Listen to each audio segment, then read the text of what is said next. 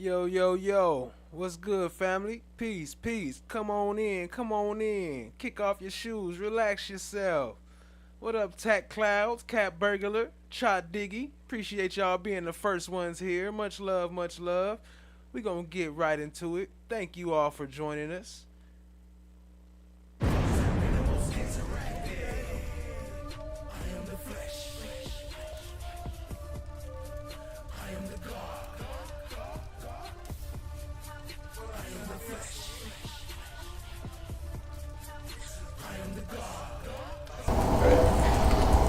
Do you, sir, or should I say in 2021, did you, along with Ms. Parker, make money in prostitution? No.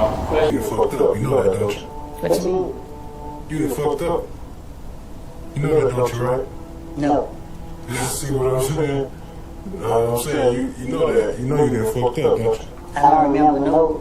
Well, I don't remember no. I don't know. All right, Saying your entire career in the music business is now no longer. Rapper's been under investigation by the LAPD for a shooting that happened here in Hollywood on November the 6th. The victim of that shooting told police that A$AP Rocky shot at him 3 to 4 times, believing that one of the bullets had grazed the victim's left hand. The rapper, whose real name is Rakim Mayers, is being charged with 2 felony counts of assault with a semi-automatic firearm during an argument and fired twice. The victim suffered a grazed wound to his left hand. 33-year-old Rakim Mayers was charged in connection with a shooting that occurred in Hollywood last November. It's when an argument escalated, with Mayers allegedly firing a handgun at the victim, who had minor injuries. That's why they made an arrest. And this morning, the scene, actually, the SWAT team was there. His street was closed. They used a battering ram to knock down his front gate. Oh, I didn't realize that. They used a battering ram? Yeah. ASAP Tennyson, what you said? What did they find in? All right. We gonna pick right back up where we left off. I really missed pretty much all of day 7. I saw a little bit over on Cat channel. Oh, speaking of Cat, what up, Cat, in the building? I see you, family. Appreciate you joining. Y'all show some love to Cat. And Tack Clouds, what up, Tack Clouds? I see you. Jazzy T in the building. What's good? I see y'all. Appreciate you, family. So yeah, we gonna get right into it. Like I said, I didn't really get to see too much of this. I caught a little bit tapping in and out of Cat's channel, but yeah, that's it. So now I gotta hop on this rewatch. Appreciate y'all being here. Glad y'all watching with me, family. Let's get it. Tech Cloud said, "Can we get a Cat side first?" I got you, family. Hi guys, how is everybody?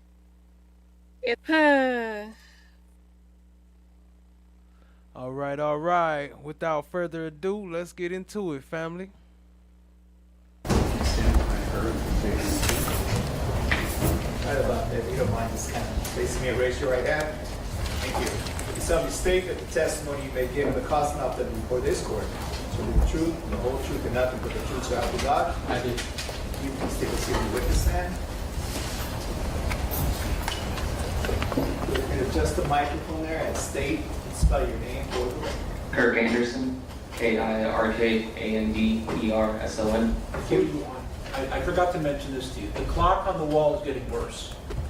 Yesterday it was like 4 minutes off. Now it's about 7 minutes off. So we're not going by that clock. I got a wristwatch. We'll go by the wristwatch. And I have 10 minutes before. Only about 5 more. What? Only about 5 more. It's misleading. So we're going to go by, and I'm sure all your watches synchronize our watches. 10 minutes to 11. All right, go ahead. Thank you. Sir, would you start by telling the jury who you work for? I work for Los Angeles Police Department.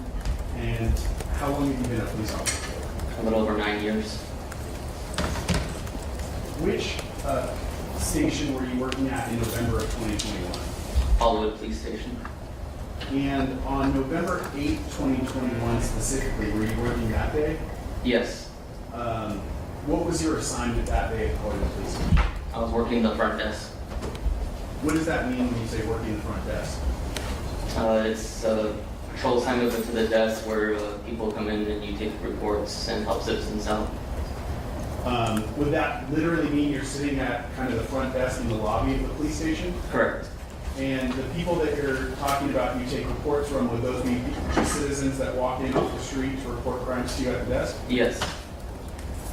On November 8th, 2021, did you interview a man by the name of Terrell Efron? Yes, I did. And how is it that you came to interview him that day? Yo, Kat said she just left the PC, went to the kitchen and hit play. You know what that means? It's time for cooking with Kat. She gonna kick back and cook up some meals. So for everybody who wanna eat some dinner and watch some TV with Kat, go ahead and get your meals started. Appreciate you, family. He walked into the lobby. Make sure y'all hit that like and subscribe on the way in. Station. When he came in, was he alone or was he with anyone else? He said he was with a lawyer. There was a man in a suit that was with him.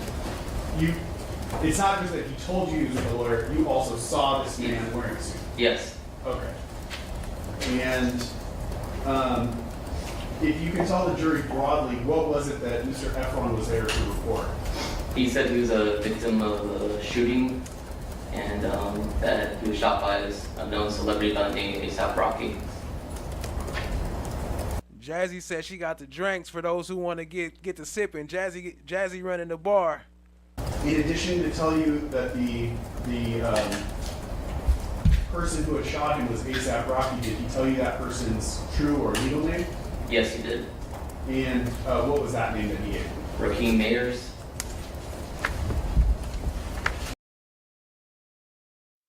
Hi guys, how is everybody? Did Mr. Efron tell you how it was that he knew Mr. Mayers? He said they'd known each other for about 15 years, and he was part of a group called ASAP Mob. When you say he told you that, was that Mr. Efron telling you that only Mr. Mayers was part of it, or that both of them were part of that group? That both of them were part of it.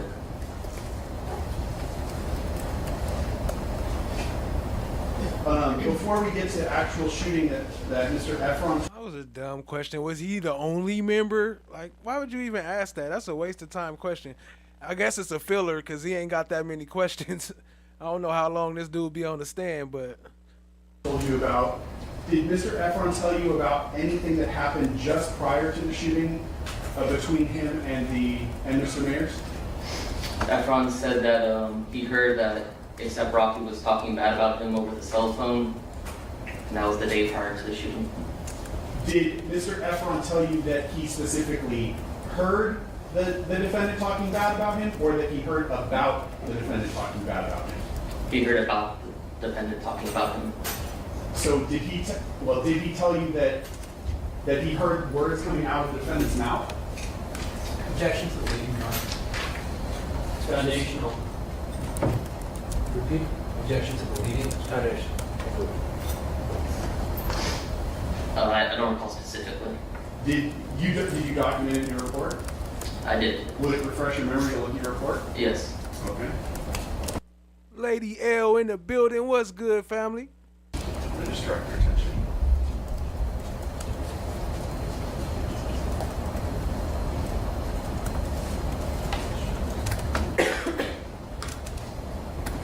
Does that refresh your memory to what Mr. Efron told you? Yes. And did he tell you that he specifically heard Mr. Mayers talking bad about him, or that he heard about Mr. Mayers talking bad about him? He stated that he heard Mr. Mayers was talking bad about him. Okay. Look, I told y'all this was an AI Matrix law case. Look, they got Mr. Anderson. Now I'm gonna have to make the Matrix pop up with Mr. Anderson. Hello, Mr. Anderson. Did he give you any more information about how it was that he overheard that information? He did not. What did Mr. Efron tell you that he did after he heard Mr. Mayers talking bad about him? He sent a text message to a friend that he said ASAP Rocky was being fake.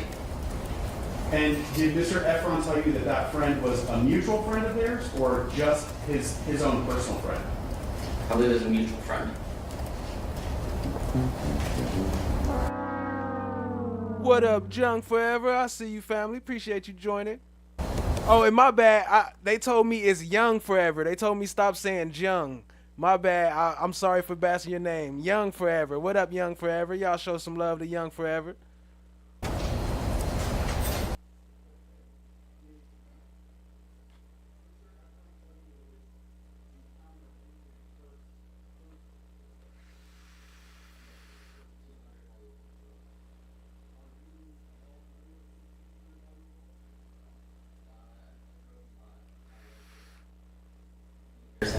Oh, my bad. Is 6200 Hollywood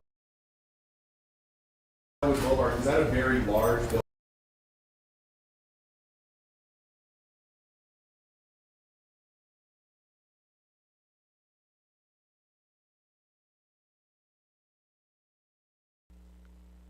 After he heard Mr. Mayor's talking bad about him. He sent a text message to. My bad. I had to rewind it. My bad. My bad. Struggle streaming a little bit. I was reading Cat message. Why does a suit mean someone is a lawyer? That's a fact. Like, just because you got a suit on, do not mean you a lawyer. You got to ask them for some credentials or something, I'm sure. A friend. They probably don't. They don't really care. That he said was being fake. And did Mr. Efron tell you that that friend was a mutual friend of theirs or just his own personal friend? I believe it was a mutual friend.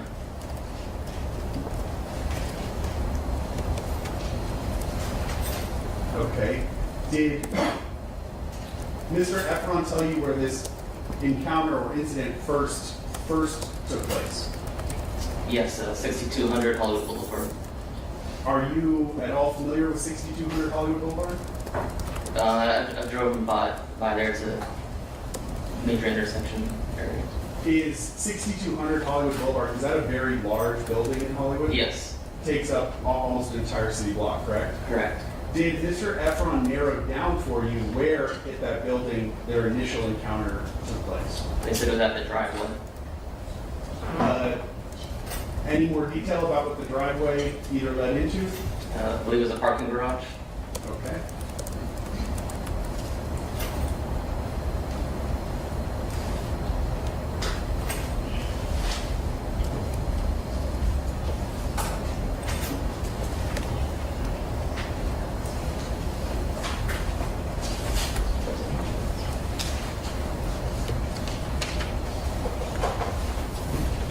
Did Mr. Efron tell you when that meeting at the parking lot took place in reference to when the phone call was that he overheard where Mr. Mayers was talking bad about him? Yes, the following day on November 6th at 10 p.m. was when they met in the driveway. So, if I understand what you're saying correctly, Mr. Efron said he overheard this phone call, then the very next day is when the driveway incident took place? Yes. All right. Did he give you any specific date, day, or time when that meeting at the parking lot took place? Yes, 10 p.m. Do you remember the date? November 6th. And do you remember what day of the week that was? I don't. Would you have documented it in your report? I don't believe the specific day is documented. Okay. But November 6th of 2021? Yes.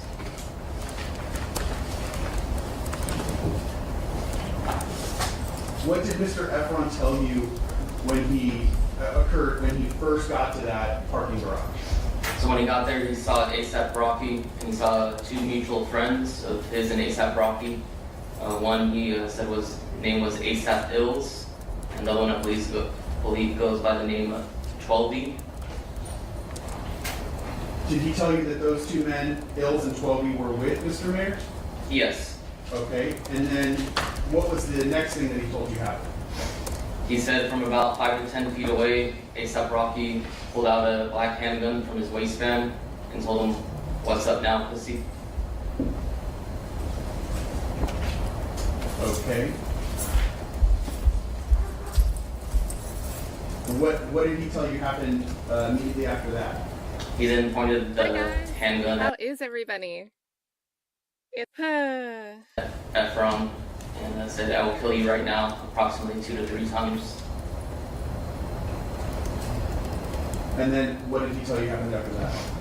ASAP Ills and 12B tried to intervene and de-escalate the situation, and they all walked over together to the area of Selma and Vista Del Mar. Did he tell you who, if anyone, was the first person to walk away? They were in front of him when they were walking to that location. When you say they, who are you talking about? ASAP Rocky, ASAP Ills, and 12B. All right. And what did Mr. Efron tell you he did after that first altercation at the parking garage? Once they got to the area of Selma and Vista Del Mar, he said ASAP Rocky turned around and fired approximately 3 to 4 shots at Efron. Okay. Before we 3 to 4 shots. That boy putting them extras on it. Oh yeah, I didn't know it was 2 until I saw the video and heard the pops. You know, because the video, I thought it didn't have no sound, so I thought I could say 3 or 4. I didn't know y'all could hear the 2 shots. What up, YP Com Chick? I see you. Appreciate you joining, family. Before we get there, I want to go back to the parking garage really quickly. Did Mr. Efron tell you at any point that the defendant specifically pointed the handgun at him? Yes. He told you, or yes, that he did? What did he tell you with regard to that? After he said, "What's up, pussy?" he pointed the handgun and he stated, "I will kill you right now," at Efron. Okay. That was when you, okay, thank you.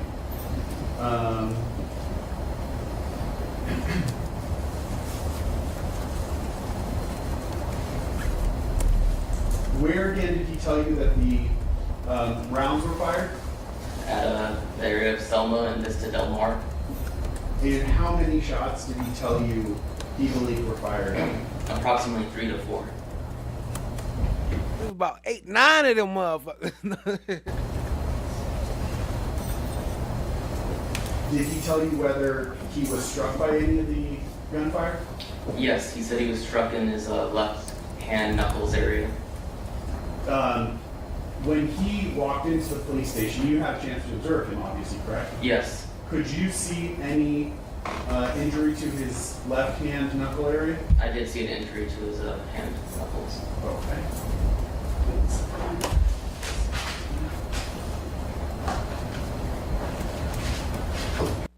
Prentice Jones, what's good, family? Appreciate you. I'm going to show you what I previously marked as people 17. You recognize what you see there? Yes. And does that appear consistent with the injuries that you saw to Mr. Efron? It does. Delivery? OG knuckle scrapes in the building. And you said that was to which of his hands? His left hand.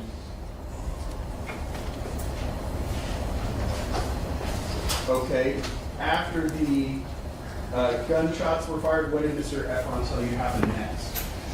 He said he ran off one direction and ASAP Rocky and others ran off another direction.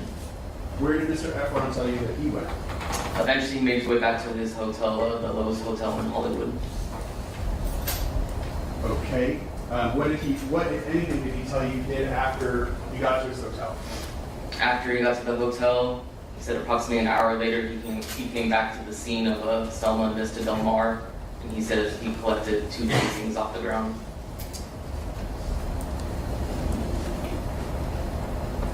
Did he tell you at all about documenting where he observed those 2 cartridge casings? Yeah, he provided a photo of the casings on the street. Did he actually show you a photo? Yes. Okay.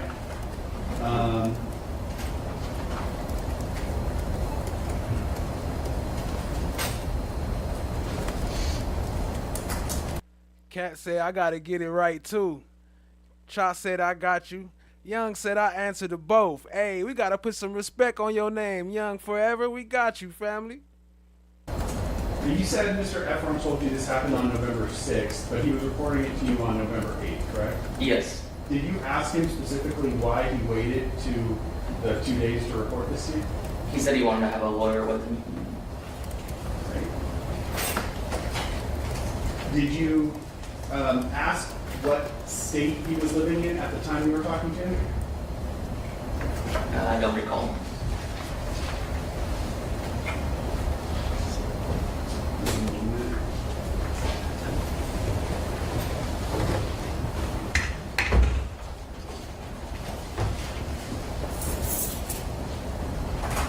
Ain't none of these lawyers helpful. I mean lawyers, none of these witnesses helpful. Relli wasn't helpful. Wale wasn't helpful. These cops wasn't helpful. This whole, I guess you can't help something that's this bad. It ain't nothing to help. It's all just a bunch of bullshit, isn't it, really? Page of your report, if that assists you in refreshing your recollection. Yes. What state did he say he was living? New York.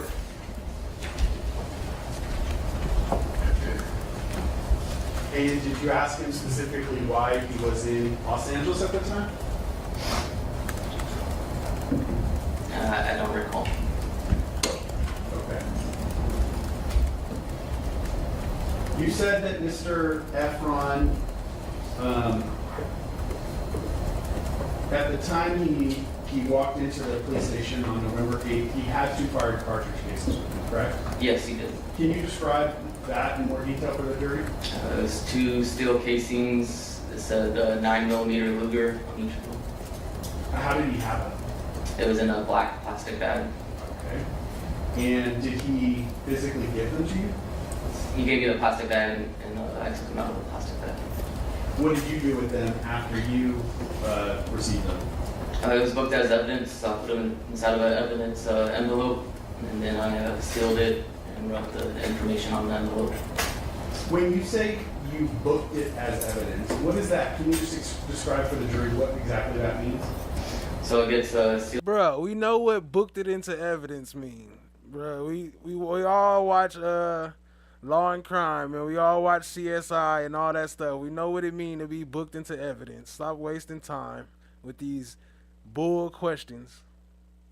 Sealed up, I write my name on the envelope, I write the contents inside of the envelope, then it gets assigned a DR number, which is specific to this case, and then it goes inside of for at Hollywood Police Station, it goes inside of a closet where we store all the evidence.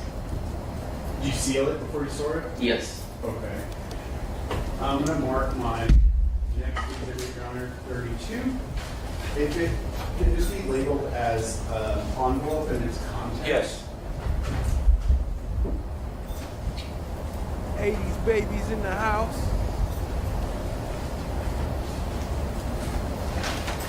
And I'm going to write 32 on the front, in the bottom right-hand corner on this envelope. Asistencia de Xavi d'esta planeta per Messi, Messi, Messi, Messi, Messi, Messi, Messi, Messi, immens Messi, encara Messi, encara Messi, encara Messi, encara Messi, encara Messi, encara Messi, encara Messi, encara Messi, encara Messi, encara Messi, encara Messi, And ask if you recognize what we see here. Yes. And what is this? This is the envelope for where I sealed the casings, that's the information I wrote on it. Okay, and this would actually be the envelope you filled out that night, correct? Correct. It has your name on it, correct? Yes. And your badge or serial number? Yes. Okay. You said the date is on there, correct? Correct. And a description of the contents, correct? Yes. You also mentioned this number at the top right that's labeled DR number. Yes. Is that number that we see there 2106-18784? It is. Is that number unique within LAPD to this case specifically? Yes, specifically just this case. So there will be no other case in LAPD that also utilizes that? Correct. All right. Well, obviously, sir. That's the point of it having a case number.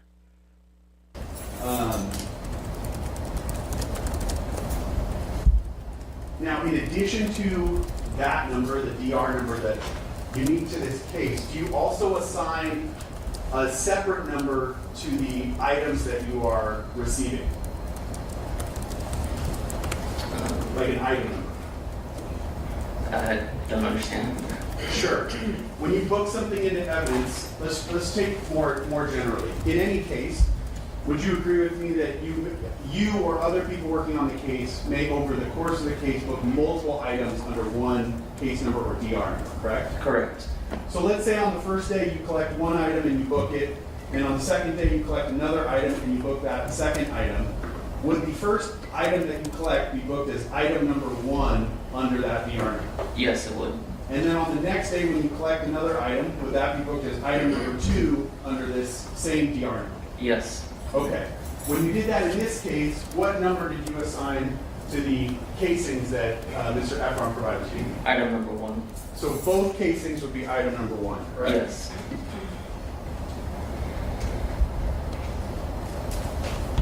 Now, once you go through that whole process that you talked about, receiving the item, packaging it, putting it in the envelope, sealing it, where does it go?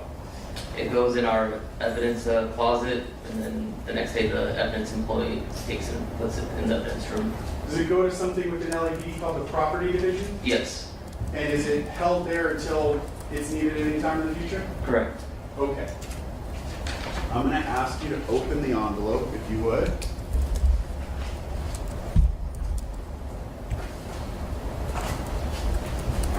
Do you have a knife or any way of opening it? No. Underneath. Can I let us pull up the whole thing? Use a knife. I want to do it cleanly.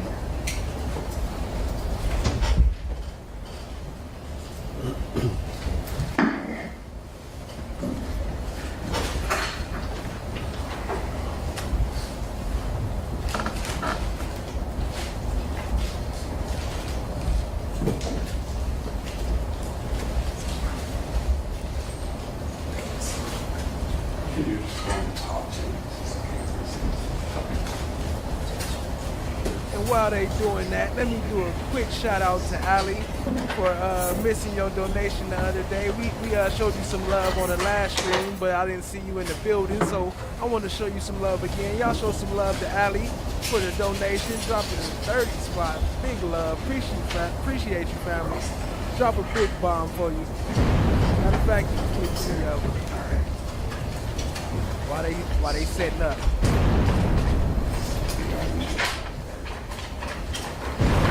Three bombs for Ali. Appreciate you, family. Much love, much love. There's a smaller envelope? Yes. Okay. And it has a number 1 on it, correct? Correct. And it has the same unique DR number on it, correct? Correct. Okay.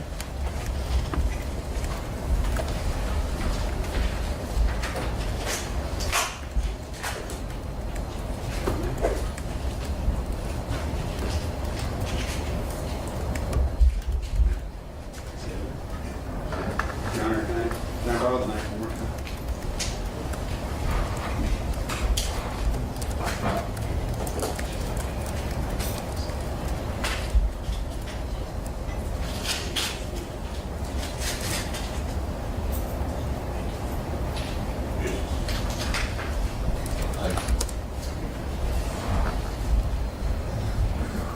Okay. Officer Anderson, I'll put them on the Elmo here. One.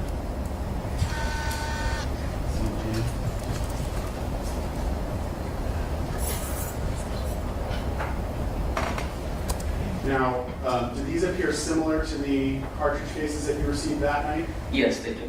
Do you specifically remember exactly the cartridge cases that were given to you? Yes. Oh, hold on, YP. The point's not on. Hold on. Let me make sure. It say it's connected. All right, let me see what's up. My bad, family. Let me see what's up with that. You do. And are these those same exact cartridge cases? They are. Okay. Are you familiar with what's called a head stamp on a cartridge case? I'm not. You're not.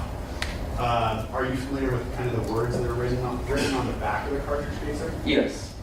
And in this case, what caliber of ammunition would these cartridge cases be? Yeah, the point's on. The point's working. What up, no one? I see you, family. Appreciate you joining. Chloe Albert's Revenge in the house. What's good, family? 9mm. 9mm Luger? Yes. Okay.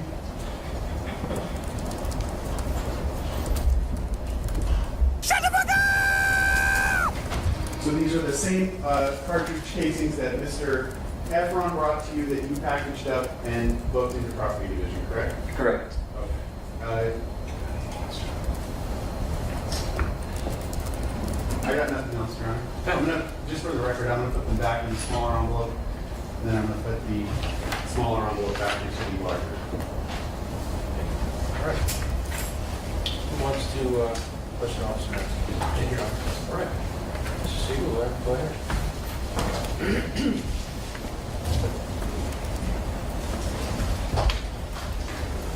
Good morning, Officer Anderson. Good morning. You've never spoken before, right? Correct. Okay. Now, as a law enforcement officer, when you're interviewing someone making a complaint, you want to make sure your report is as complete and accurate as possible, right? Yes. Okay. And that's because you understand that the report may be relied upon in the future at hearings or a trial like this one, right? Yes. Okay.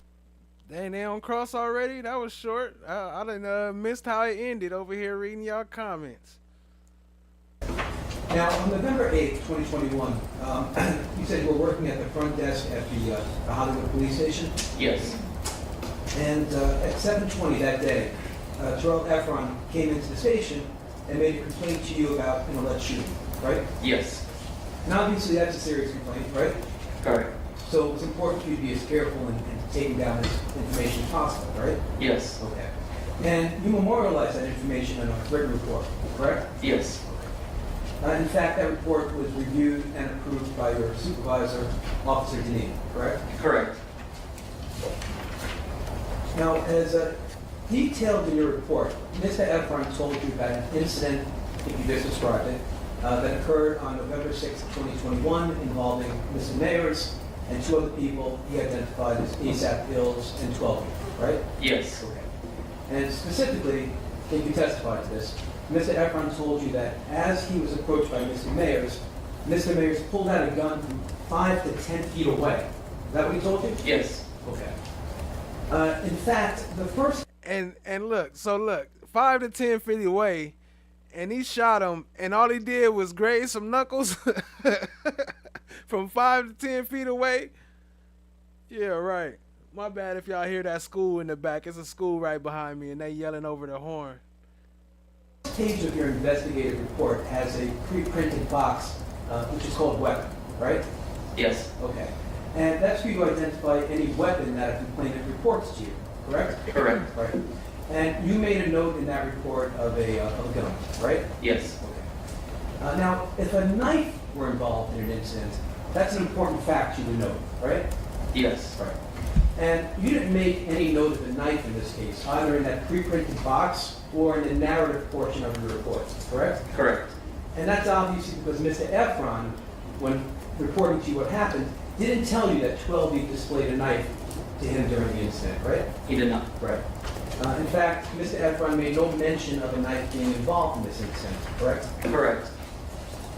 To the contrary, rather than displaying a knife, Mr. Efron told you that 12E actually attempted to de-escalate the situation. Is that right? Yes. Right. And he told you that ASAP Ills also tried to de-escalate the situation, correct? Yes.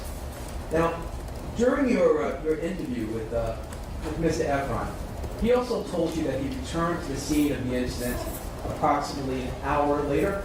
Yes. Is that right? And he gave you those 2 shell casings that he claimed to recover from the scene, the ones we just saw, right? Yes. I'm sorry. Sustained is the word claim. Okay. He gave you the 2 shell casings that he told you he recovered from the scene, right? Yes. Just so it's clear, Mr. Efron told you he recovered those shell casings about an hour after the incident on November 6th, 2021, right? Yes. Okay. And he didn't give them to you until 2 days later, November 8th, 2021, right? Yes. Now, after you received the shell casings from Mr. Efron, you requested that they be examined for latent prints. I did. And obviously, as an experienced law enforcement officer, you wouldn't have requested an examination that you knew would be useless. Am I correct? Correct. Right. So you requested that examination for latent prints because you understood that fingerprints can be lifted off shell cases, right? Yes. Right. Now, when speaking with Mr. Efron on November 8th, 2021, he told you that he had a small scrape on his left hand from the incident, right? Yes. In fact, you saw a picture of it on the screen, right? Yes. Okay.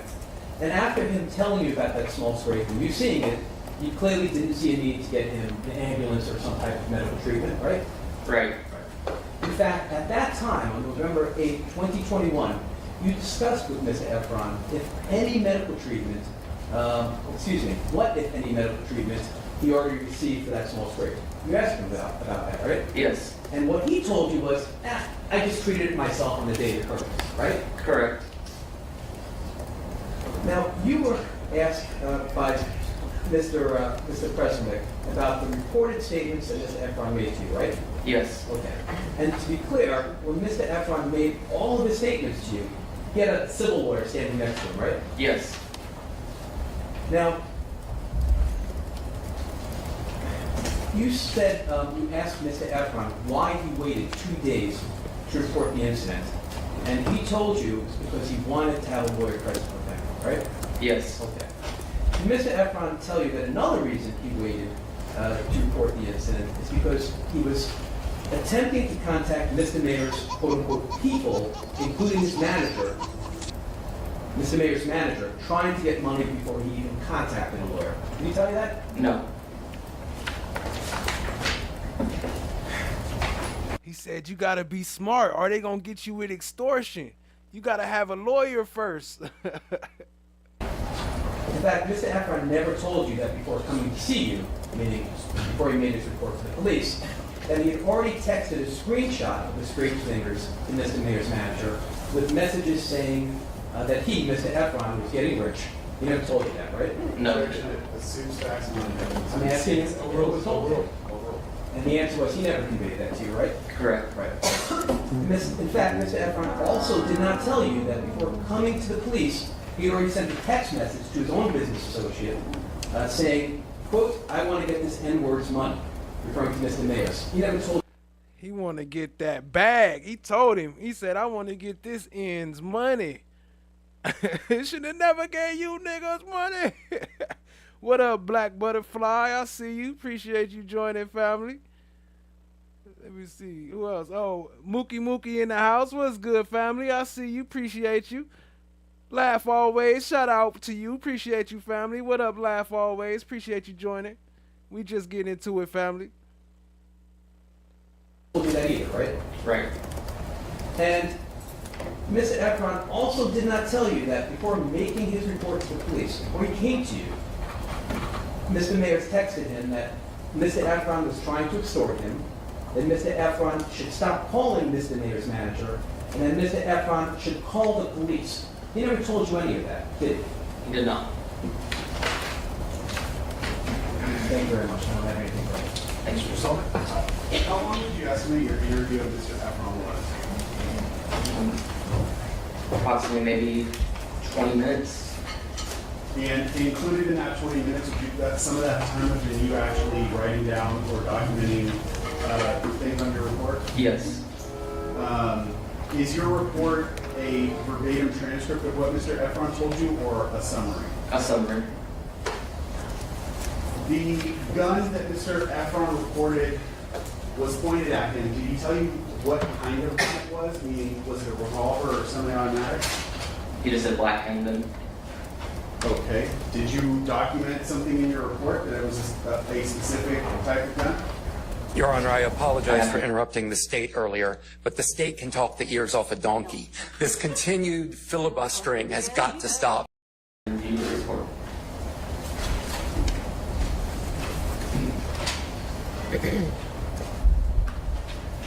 What did he tell you? It was a semi-automatic. Okay. You were asked about latent fingerprints. How many times are you aware of latent fingerprints being lifted off of cartridge cases? I wouldn't know the answer. I mean, have you ever received a latent print report documenting fingerprints Irv Gotti passed away. What? Dang, let me look that up. on fire cartridge cases yourself personally? No. I have nothing else, sir. Siegel? No, Your Honor. All right, thank you, Officer Anderson. Thank you. Next witness. My next witness is Detective Flores.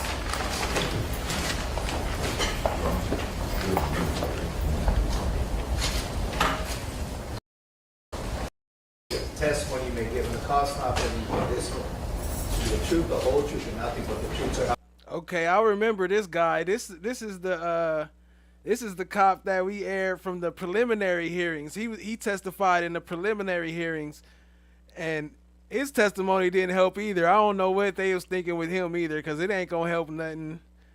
And I don't know. I think he be lying too. I forget what he said, but I'ma tap in. Let's get it, family. Copy God. Yes, sir. Please take a seat on the witness stand there.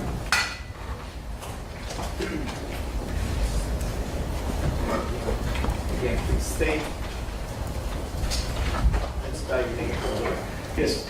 First name is Frank, F-R-A-N-K. Last name is Flores, F-L-O-R-E-S. Thank you. Thank you, Your Honor.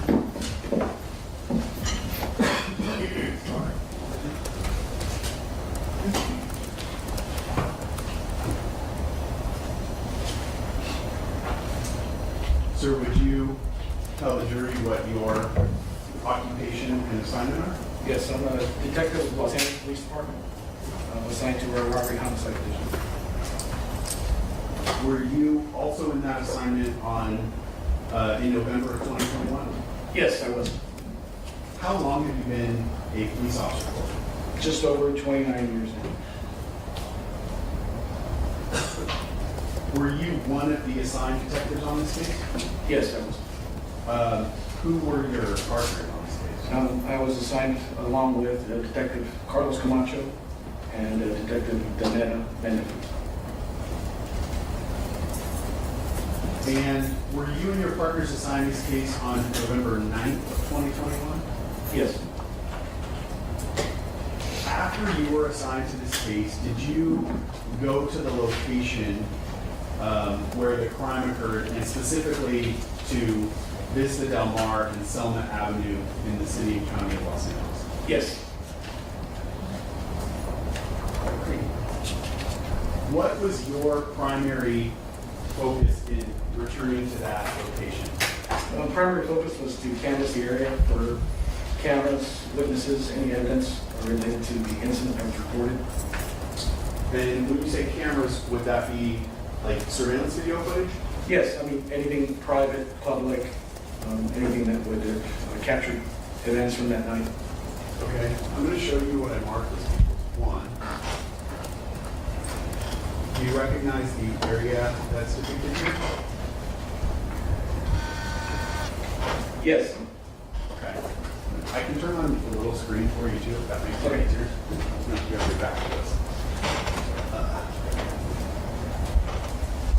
Okay.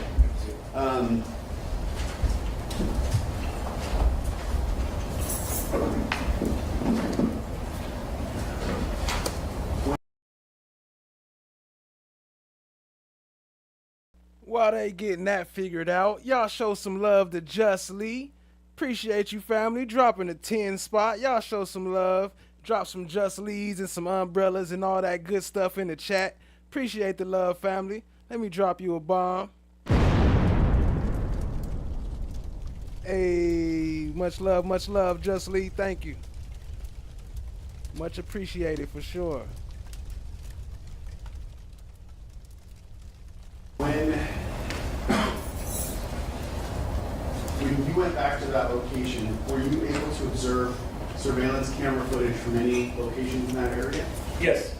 Would you point out any of those locations on the map for the jury? Yes. So there was a large area that was canvassed.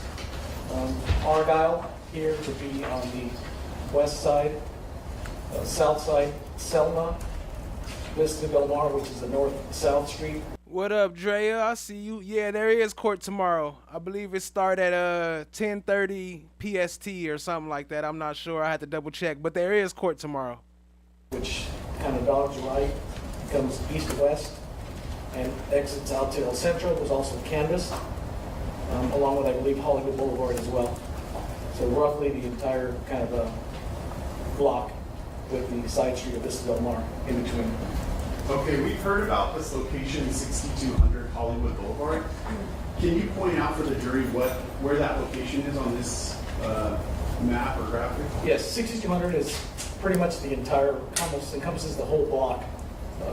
It's a very large property, which encompasses from Hollywood down to Selma, down to Vista Del Mar, and then Central on the east.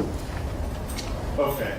Would there be, you said all the way down to Selma, but would these buildings right at the northeast corner of Argyle and Selma, those would be separate from 6200? Correct. Kind of with Irv Gotti, I didn't see nothing saying that he actually passed. He might have, but I didn't see nothing saying that yet. It said that he had a stroke and he was on life support, but I don't know if they just haven't updated it since then. But yeah, shit.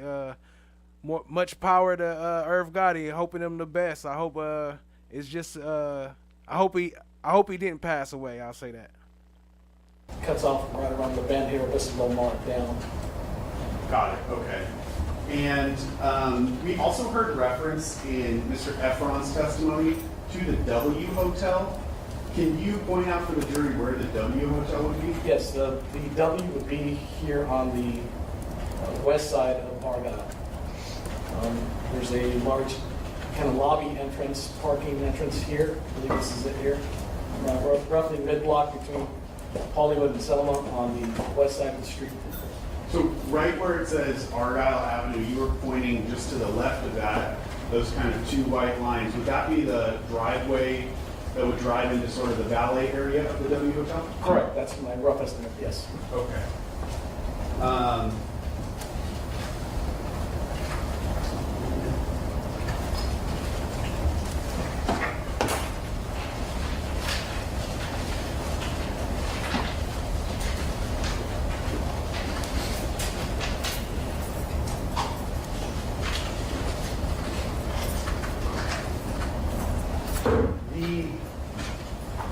Locations where you observed surveillance video from, can you point out those locations? Yes. So the first point was the parking structure off Argyle, which is roughly just here on Argyle on the east side of the street, just north of Selma. The parking area where the first incident took place. As respect my authority. We continued the path south and then east.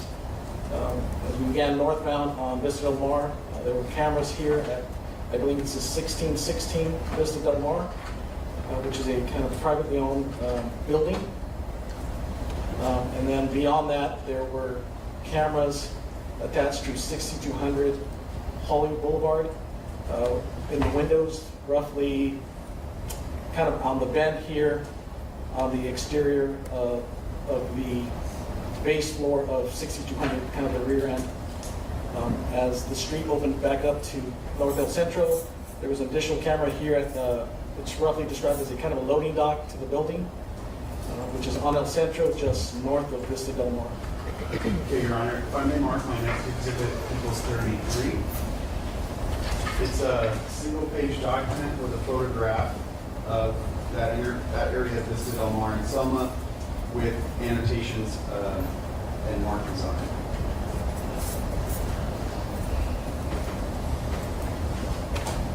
All right, Detective, I'm showing you what I marked as equals 33. Do you recognize what you see here? Yes. And you see a number of red boxes, the 1, 2, 3, 4? Correct. Are those each locations where camera footage was retrieved from? Yes. Let's start with 1. Would that be What up, Kimberly? I see you. Appreciate you. the parking structure that you talked about? Yes. All right, so just to the left of the 1, you see the green triangle with the green arrow in it. Yes, I do.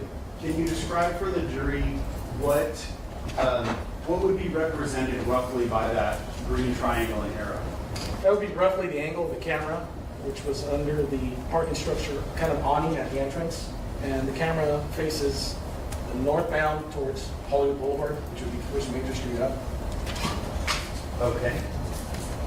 And you observed video from that location, correct? Correct. Respect his authority. FFS, what you doing falling asleep on the floor, man? You good?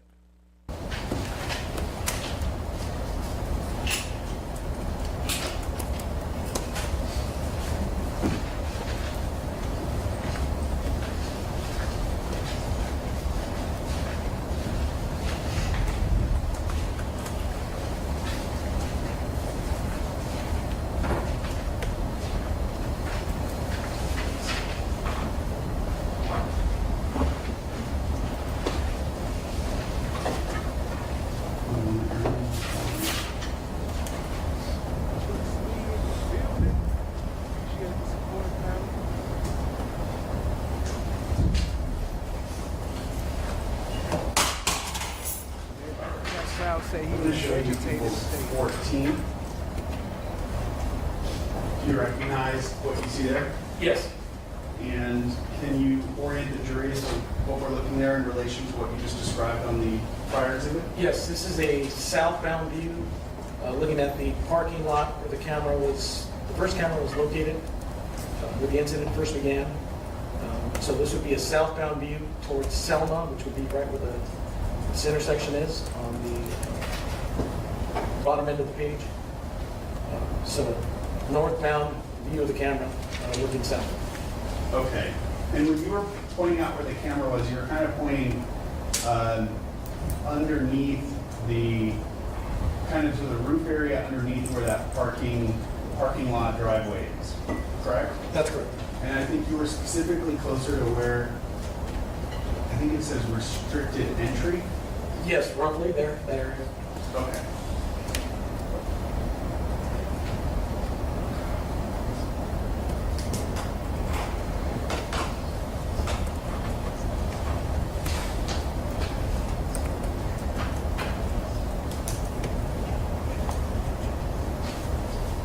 After you observed the video at that location, were you able to obtain a copy of it?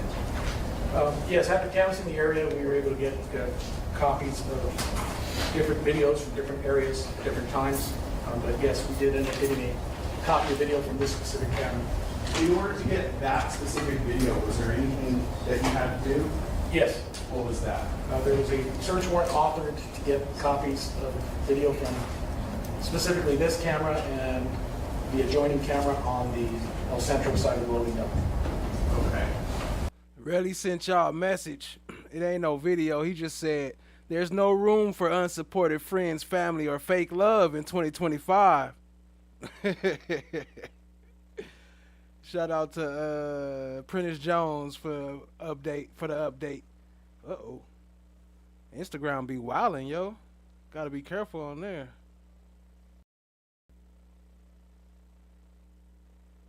So what you're talking about is the number 1 and the number 4 on People's 33? Correct. Okay. I want to stay with the parking lot first, though.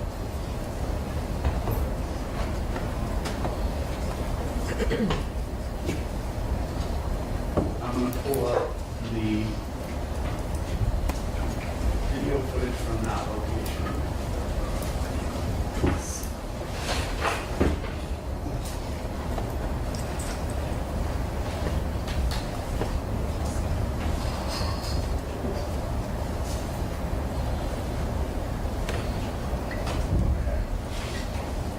Now, on People's Exhibit 15 here, there's 2 files in a folder labeled 6200 Hollywood Boulevard, WNPM.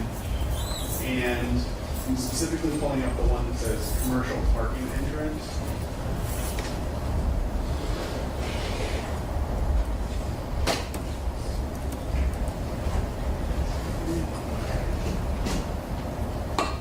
Now, one second. Sorry, it's really hard to read from here. Where I have it paused right now, it's at 9 minutes and 42 seconds into this video. Do you agree with that? Yes. The entire amount of video that you collected from there, was it 1 hour, 18 minutes, and 6 seconds long? Yes. And was there a specific time that you started that specific time from when the video started that you collected? I believe we're looking at roughly around the time of the incident. Would it have been around 10 o'clock? Around roughly 10 o'clock. Okay.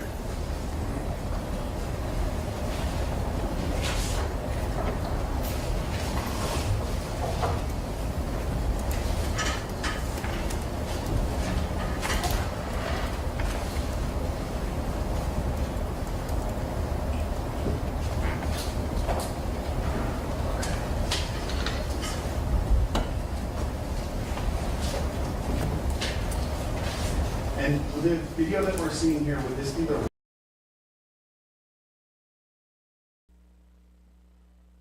So I don't know. Yeah, it might be official, y'all. He might have passed away. Oh no, it's still. This ain't the updated one though. It's asking for an update. All right, I just wanted to see. raw video footage that you received from that location? Yes. All right, I'm going to just play it forward a few seconds.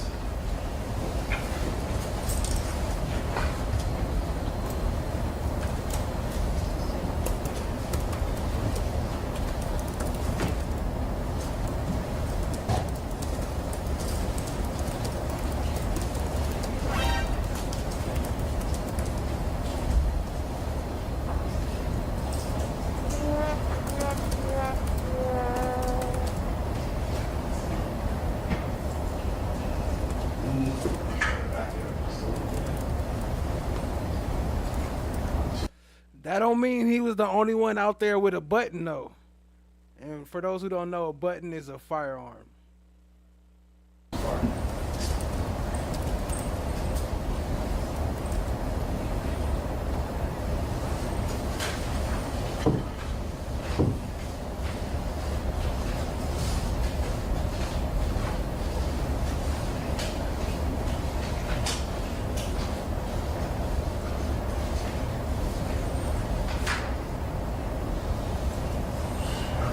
Detective, can you read the time that it's paused there at? Yes, it shows 10:15. 10 minutes, 15 seconds. Okay.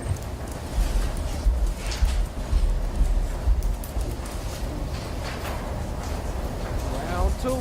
Everybody on round two? Next exhibit, Your Honor. 34. Yes. It's a one-page document that has 3 still images from this parking lot video. They're individually labeled A, B, and C on the page.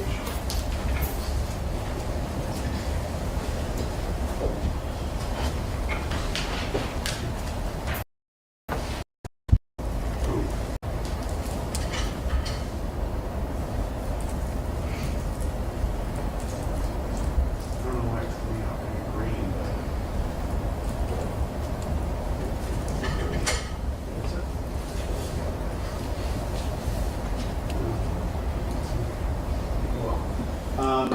no, it's a kind of an odd color up there, Detective, but do you recognize where those 3 still images are captured from? Yes. And what would that be? That's from the camera that was recovered at the parking structure. Now, would you tell the jurors just a little bit about your background, training, and experience when it comes to firearms?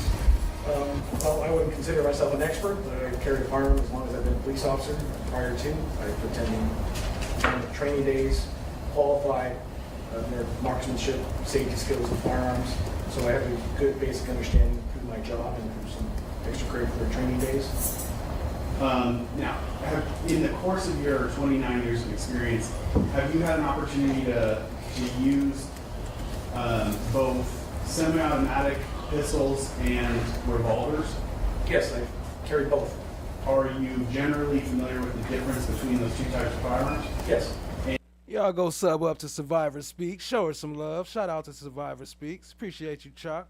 And could you describe that for the jury? Yes, a revolver is kind of the older technology for firearm, the original firearm. It's a wheel gun. It's a wheel where the gun is manually loaded with the ammunition, and after you fire, you have to manually unload it. Meaning, there's a lot more handling of the weapon.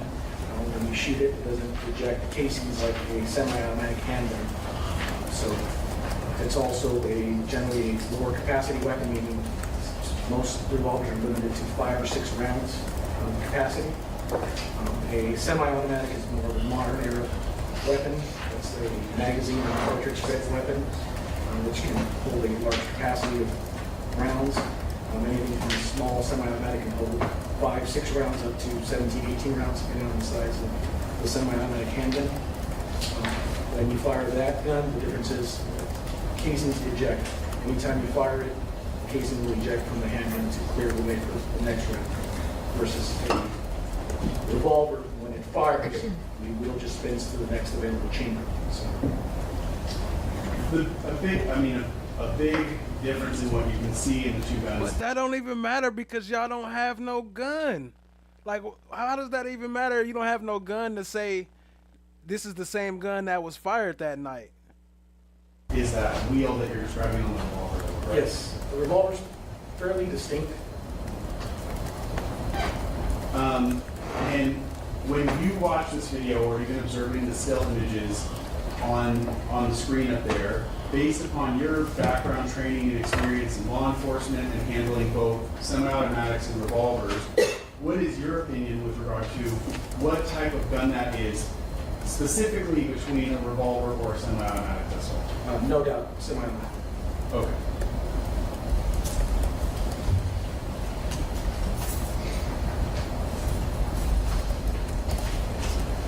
We'll move on to the next location. So, Hey, that's a fact, YP. Life may seem long, but you never know when your number's up. So treat all with love.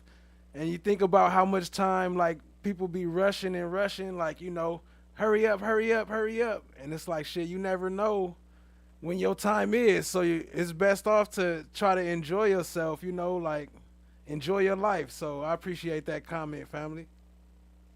equals 33, and focus in on location number 2.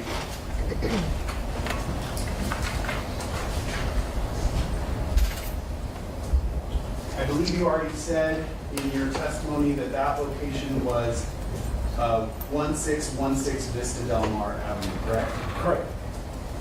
And you said it was a private building, privately owned building, correct? That was my understanding, yes. Okay. When you observed video from that location, were there a number of cameras attached to the location? Yes. Now, I have People's 33 up here, which I think will make it easier for you to explain, but if you would, could you explain generally how those cameras were, what direction those cameras were facing that were attached to that one building? Yes. Well, basically, if you're looking at the green cones, they represent a camera that was facing in that specific direction. So the property kind of sits on the corner of the bend that goes from Vista Del Mar northbound to Vista Del Mar eastbound. So the cameras face roughly, are placed around the building, faced at different angles outwards towards the street. Okay, so the bottommost one on the building label number 2, that one, that would have been facing towards the intersection of Vista Del Mar and Selma, correct? Correct. And that's the grainy surveillance video that we watched a number of times, correct? Correct. The very next one to the left of that, it looks like it's facing towards the 6200 Hollywood. Watch your mouth! Building. What's good, Jerome family? I see you. Appreciate you. What area would that have captured? That's roughly as the street begins to turn, that's roughly the front of the building.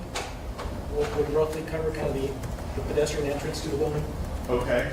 And then going up to the northmost part of the building, there's 2 additional cameras there, correct? Correct.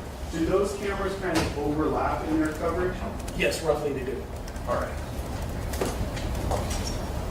Go back to People's 15, the car drive.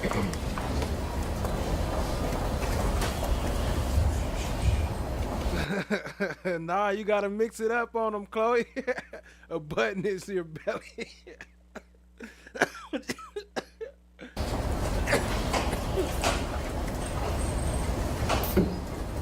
Gotta switch it up.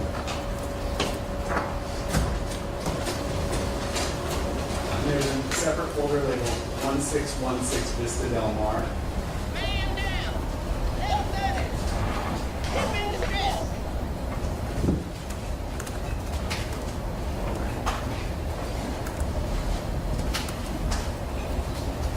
Detective, can you see there's two files in that folder, correct? Correct. They both start with the word magic. Yes. Okay. The first one ends in the number 3000. I'm going to open up that file.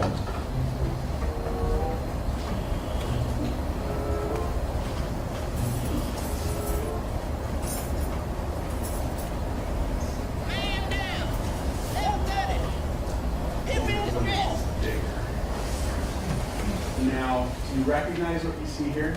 Yes. Can you describe this at all for the jurors? Yes. Roughly, this is camera number 1 would be the south side of the building at 1616. Hold on. That message just stuck in my head. The following video or testimony contains material that's not harmful or traumatizing to all audiences. It is user-friendly and kid-safe. Second.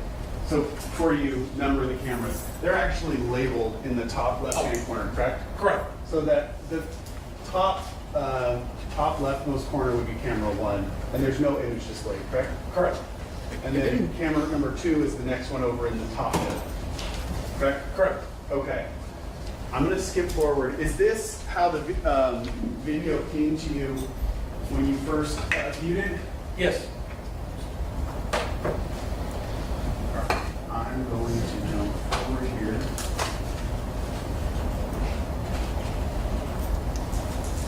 It's going to be hard for me to see up there, so I'm going to pull it over and then I'll bring it back to you.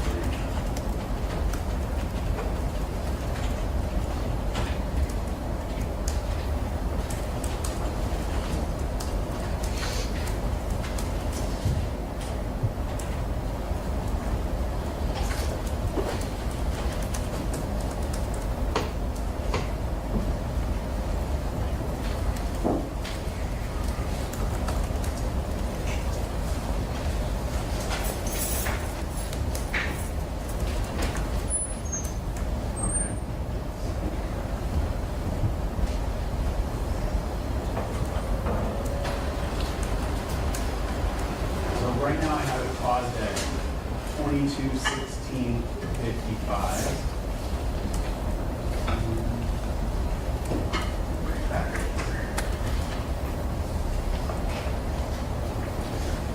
Okay, so we have it paused here. There's 4 cameras that are displayed, correct? Correct. And each one of these represent cameras that we just talked about in that exhibit equals 33? Yes. And if you double click on the cameras, it makes them individual screen, correct? Yes. All right. This would be that one that faces towards Vista Del Mar and Selma? Correct. Let's go back out. Camera 3 would be that next camera to the left, which covers, you said, the front entrance of the building, correct? Correct. I'm going to jump over to camera, is that 5? I believe it's 5. Correct. All right. Didn't we already establish all this? That area that we see in the top left of this camera, is that curve on Vista Del Mar that you were talking about? Yes, that camera will be facing roughly west and south. Towards the curve? Correct. And then the last one, camera 4. Which direction would that camera be facing? That will be facing eastbound towards Penn Central. Got it. Okay. And if you play these videos on this player, would you agree that the 4 cameras that are displayed there play simultaneously? Yes. So they're each playing what they captured at that moment, correct? Correct. I'm going to start at camera 2. And we'll play it. I have some gauge earrings, like you know, the gauges that look like the shell casings.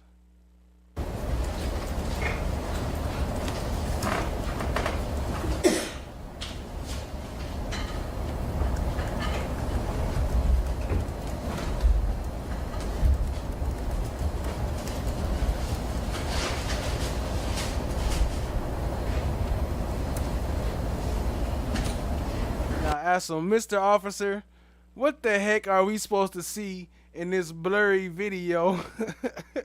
We can't see nothing. No matter how much I zoom in, you can't tell who that is, what they doing, what's going on.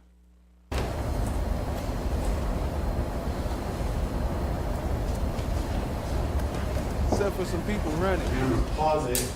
If you could read the time at the bottom. And somebody fell and scraped their knuckles. Switch screens, but the timestamp at the bottom left here. It's 22, 17, 25. Okay. All right, I'm going to jump over to camera 3, and I'll play at this portion, and pause it. The time. 22, 17, 29. And so would that have shown the same person that we saw running away in camera 2 as they're crossing in front of the building? Yes, it's in sequence. Okay. We'll jump over to number 5 that faces the curve. Might have passed already, but I'll keep playing it from here. Yo, we got Mercy and Grace in the building. What up, family? I see you.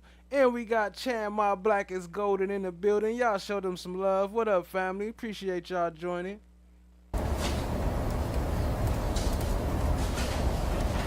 Moving. It's not playing. It's not playing.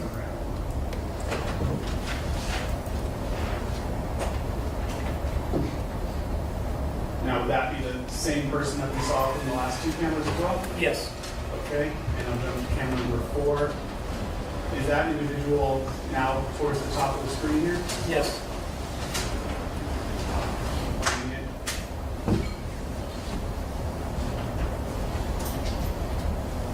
And pausing it, can you give us the time?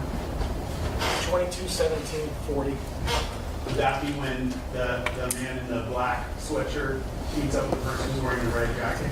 Yes.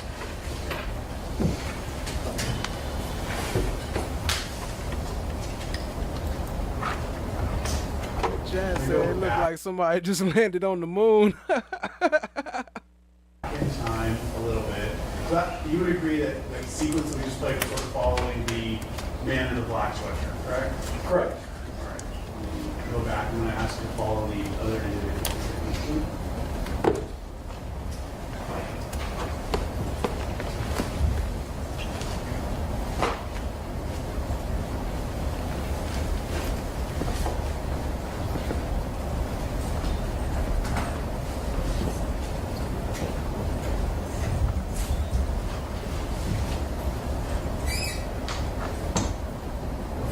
Play, would you give us the timestamp again? 22, 16, 57. All right. So we've gone back in time now. Would you agree? Yes. And I will hit play from here.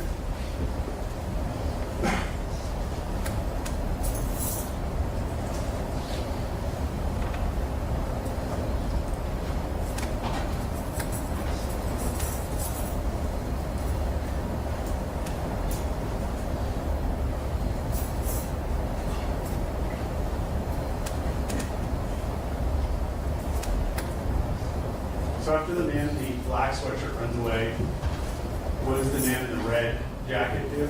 He pauses initially, then he follows the man in the black sweatshirt.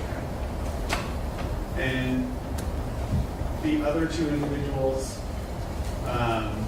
you see one of them walking in the same direction that those man in the black and man in the red jacket went? Yes.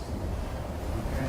Is he walking towards what would be El Centro? Yes, he's walking northbound Vista Del Mar, which turns to El Centro. Can we go to camera 3? He's wearing a blue jacket, fair to say? Yes. Now to camera 5.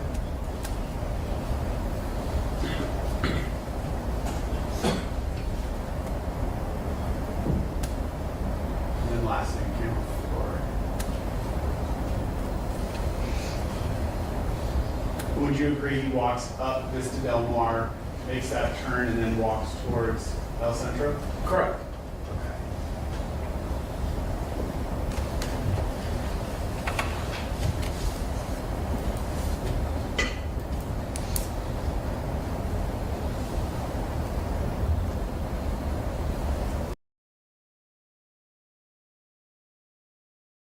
And while they slowing down, y'all show Cha Diggy some love, dropping a 10 spot for Relli's parking fees. Dang, Relli be getting hooked up around here. He better come show some love. Y'all show some love to Cha Diggy. Drop some blue hearts, some cold emojis, some of the wrenches, whatever you want to do. Show her some love and say thank you. Big shout out to Cha Diggy. Much appreciated, family. Let me drop a bomb. Show some love to Cha Diggy. Coldest moderator out here on these YouTube streets. That's a fact.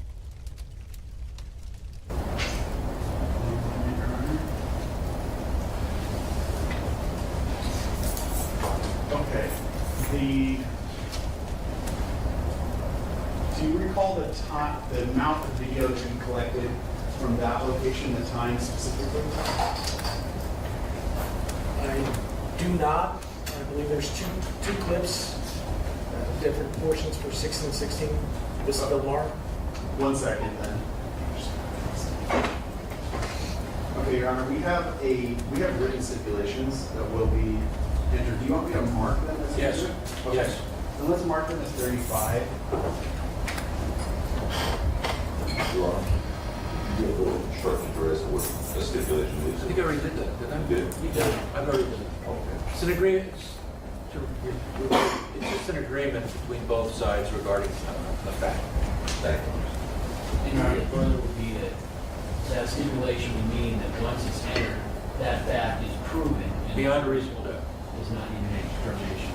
Okay. I'm going to put it up and I'll read it into the record. I'm going to start with stipulation number 1. The parties stipulate as follows. Stipulation number 1, surveillance video from 1616 Vista Del Mar Avenue. On November 9th, 2021, Detective Frank Flores and Carlos Camacho of the Los Angeles Police Department, LAPD, downloaded surveillance video from the privately owned business at 1616 Vista Del Mar Avenue in Hollywood. The video was originally recorded between 10:10 p.m. to 10:30 p.m. and 11 p.m. to 11:20 p.m. on November 6, 2021. The surveillance video contained in People's Exhibit 15 is a true and correct copy of that video. The system video date and timestamp are accurate to actual time. So, Detective, you were saying you can collect video between 2 different times, correct? Correct. So from 10:10 to 10:30, that would be a portion of which was just played as we went through the video, correct? Yes. Then the next portion that you collected started a half an hour later. Correct. So did you personally watch any of the video between 10:30 p.m. and 11 p.m.? I believe we screened it through that time period when we were present. And what did that portion collect or capture, if you recall? From my recollection, it didn't capture anything that we saw improvements in the case. Would it have captured the police, the patrol officer's response? Yes, it would have. Okay. Did you collect the video between 10:30 p.m. to 11 p.m.? I'm sorry? Did you collect that video, though, from 10:30 to 11 p.m.? No. And why did you collect that video? Again, we were focused on the time periods where the victim had indicated the incident occurred and he had returned. So you were mainly focused on collecting video of the actual shooting incident, correct? Correct. Now, we heard through the stipulation, and I believe through your testimony, that you also collected video from 11 to 11:20, correct? That's correct. So why is it that you collected video from that portion of the video? Again, there was indication that the victim said he had returned to recover evidence from the scene, so that's what we were trying to verify. Had you spoken to Mr. Efron at that point? Yes, I believe we had spoken to Mr. Efron before we went out to campus initially. And he told you that he went back to collect it, correct? Correct. When he told you he went back to collect it, when did he tell you he went back? He said roughly within an hour.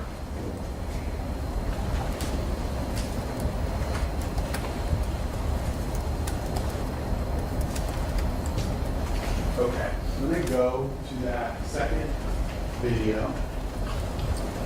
So it's from the same system, correct? Correct. Let's see. Go down to the second one. I know we're getting close to noon, Your Honor, if I could just cover this one topic and then we can break. Wait, we get it queued up.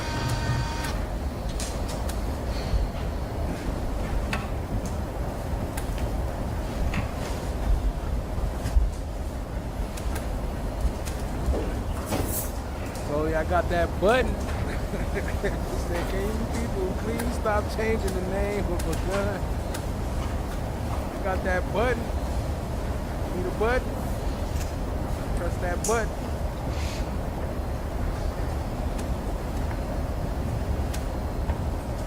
Okay.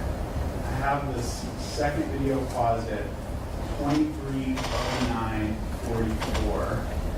Which would be 11:09:44 p.m., correct? Correct. And there's only video collected from camera 2 at this portion, correct? Correct. I will play it forward from here.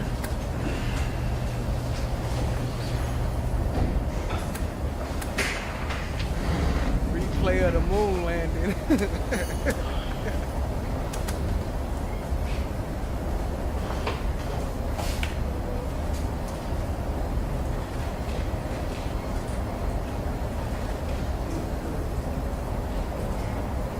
You see an individual with a light colored top and a dark colored bottom or pants walking around that area? Yes, I do. Okay. You have that cursor on there? Ultrasound. Yeah, ultrasound. Hell no.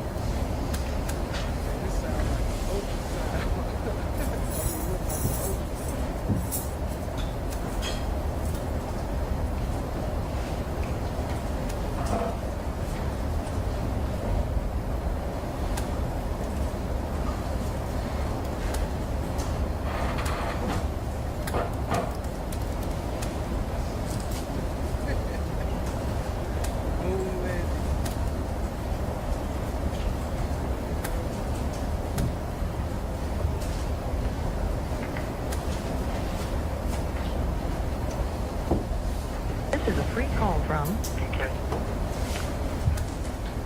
an inmate at Fulton County Jail. This call is subject to recording and monitoring, and your location information may be collected and used by corrections and law enforcement personnel. Okay. To accept this free call, Did you press hear 1 Mr. to repeat. Efron's testimony in this case that he took a photograph just before he collected the cartridge casing, and the photograph was timestamped at 11:45 p.m.? Yes, I did.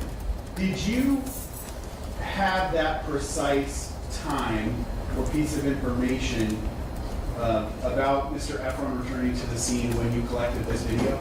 No, not the exact time. Roughly, we had an hour. And you had just a rough estimate for Mr. Efron, correct? That's correct. Not a precise. Got to take a break now. I have two questions on this. If you want to finish, sorry, Your Honor. Did Mr. Efron tell you that when he returned to the scene to collect those cartridge casings that he was also with his girlfriend, or essentially with another person? Yes, another person had gone along with him. In the portion of the video that you just watched, did you? Hey, Cha, if you can you do me a favor? Can you put them both together so I can pin them to the top, both the donation links? I appreciate you, family. See another person with that individual in the light top? No. Is the person in that portion of the video? You can add yours in there if you want to. With the clothing that Mr. Efron was wearing at the time of the shooting? No. As you sit here right now, Do you believe that still believe that the person depicted in that video is Mr. Efron? Objection, Your Honor. Well, when Speculation. It calls for speculation. when you collected that video, did you initially believe that that was Mr. Efron? Yes, we did. Do you still believe that today? Objection, Your Honor. His opinion as to whether it is or isn't Mr. Efron is. No speaking objections. Sorry, but give me a reason. Can I give an offer of proof, Your Honor? Ask the question again. Yes. You said when you collected the video, you thought that was Mr. Efron. The question is, as you sit here now, having more information, do you still believe that? I don't.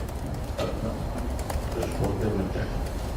Sustain. We can you say to make an offer? Objection sustained. Yes. And to answer be stricken, please. I did.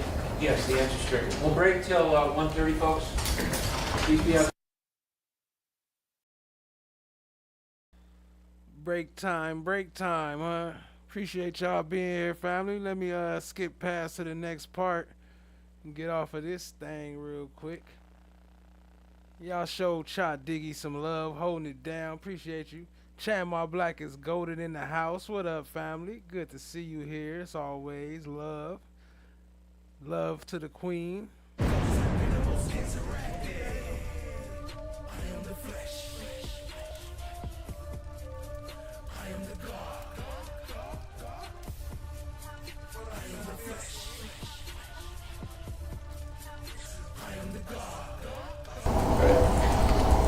Do you, sir,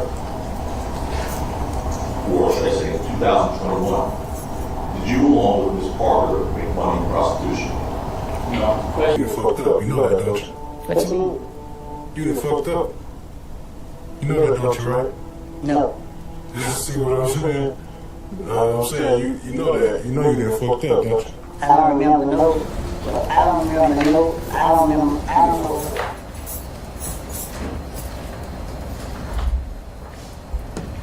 So this is after lunch. They went on a lunch break, so we tapping back in after lunch.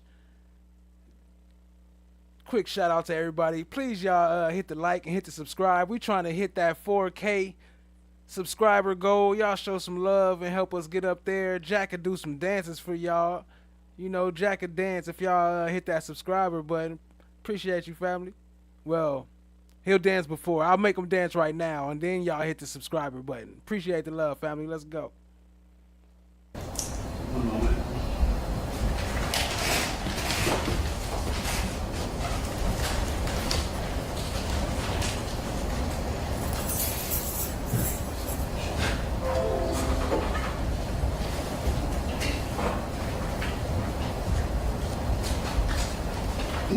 So, it's from your interview with him on December 17th, 2021. Specifically on page 3, lines 14, 15, and 16, where Mr. Efron says to you, at this point you were showing him surveillance video, correct? Correct. And I believe, if you need to go back to the video to refresh your memory, we can, but I believe at that portion you were trying to queue up the video to show him. Does that sound accurate? Correct. And while he's sitting there, he says to you, and you see my girl, right? That was my girl I was with. You recall that? Yes, I do. At the moment that Mr. Efron said that, what was displaying on the video that he was looking at, or was he even looking at video at that exact moment? I believe this is a secondary clip of the time period which we thought he had returned to pick up the casings, which was, I believe, 23:10 hours on the day of the 6th. Okay, you were there when he made those statements? Correct, yes. Did you receive that as him pointing out that that's my girl on the clip, or did you receive that as him asking you the question, do you see her on it? I took it as, do you see her? Not that he was specifically pointing something out? Correct. Okay. Let's go back to the surveillance video. And I want to move on from this location number 2.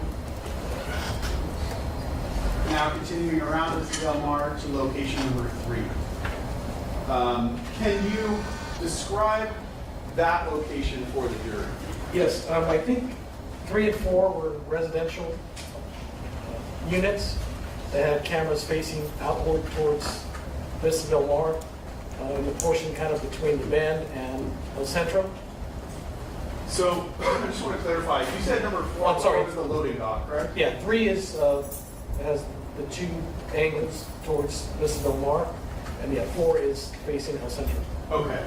So 3 was a private residence that had cameras there, correct? Correct.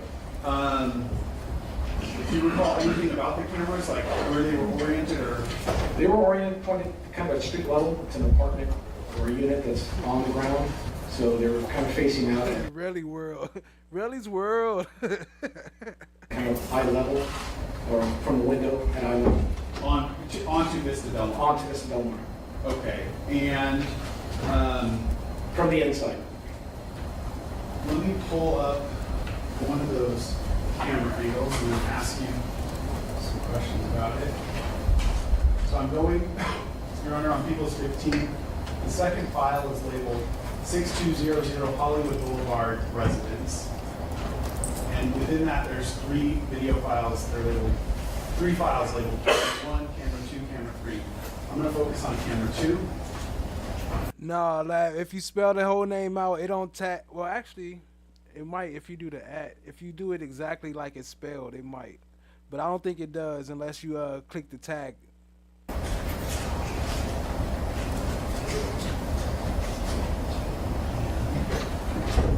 Like a swimming pool. First video file in that folder. Drowning ass boy. 1A220214.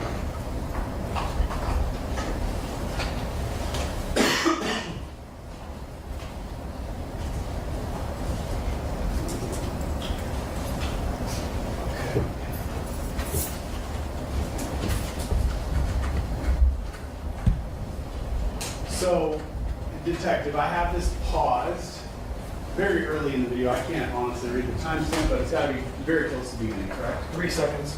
Okay. All I want where this is paused is can you orient the jury to what we are looking at on this from this camera angle? Yes, this street in front of us is Vista Del Mar as it comes around the bend from Selma. So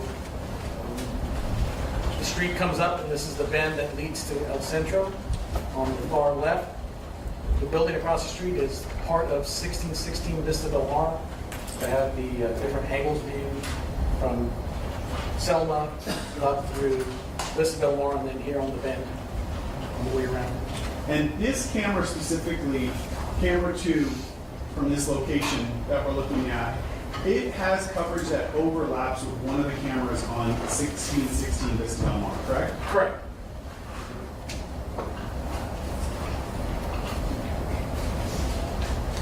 Look at that little boy. Look at that little boy. Okay. Last feature I want to ask, a couple features I want to ask about this.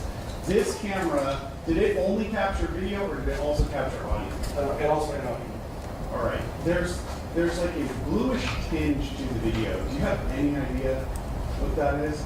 I believe there were some lights that the owner or occupant had on the inside, kind of reflecting off the glass. Okay. All right. I'm going to fast forward this to trying to get it to. Okay. Actually, let me pull it down to the feed for me to see the timestamp.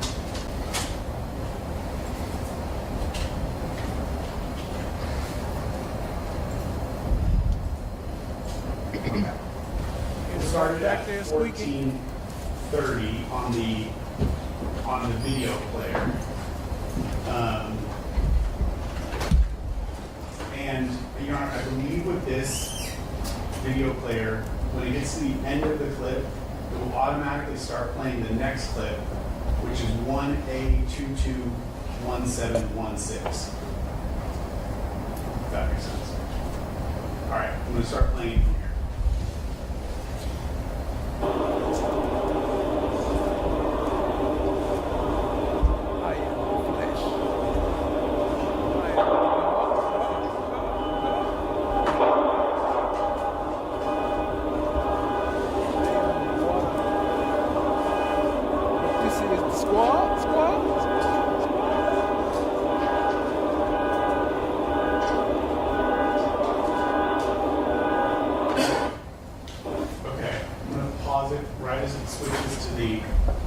next clip, Detective, what did you hear in that short portion of the video that was played? Two loud noises that, to me, appeared to be gunshots. Followed by? The sound of a horn after the first gunshot that set off like a vehicle alarm. That would be my best guess. So when you say horn, you mean car alarm? The car alarm. Okay. Up to this point in the video, have you seen any people or any movement on the video itself? No, not at the point of that the shots are heard. Okay. I will continue to play it from here. Looks like it jumped away. Sorry.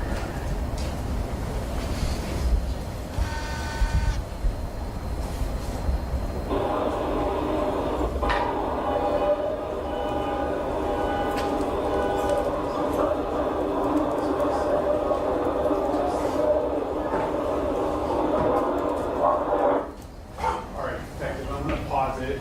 You can do me a favor and just read the timestamp. The time in is 15 seconds. Okay. And what have you seen on the video up to this point? This looked like it should have been on Mac 10 video. I could dance underwater and not get wet. The sound of the appeared to be gunfire, followed by two What up, Drea? I see you, family. You seeing this? individuals coming from the area just south of this, which is coming up from Selma and coming around the corner here in front of the camera, seconds after. And would you agree with me there's two people that are depicted on the screen right now? Yes, one after the other. And which one was the first one that appeared? The one in the black hoodie. And then the second person? The second one appeared to have a red jacket. And were those individuals consistent with the individuals you saw from the 1616 Vista Del Mar address? Yes. All right. And which direction are they walking towards? They are walking north to east towards El Centro. Towards El Centro? Correct. All right. Good evening, Shay. Appreciate you joining.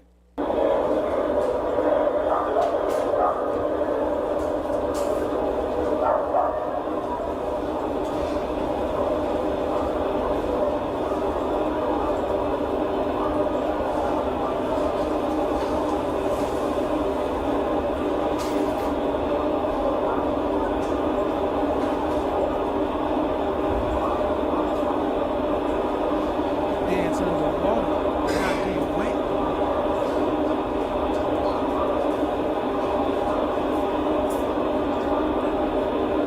All right, let's pause it there. Can you tell us the time on the video player? Sure. It's 55 seconds in.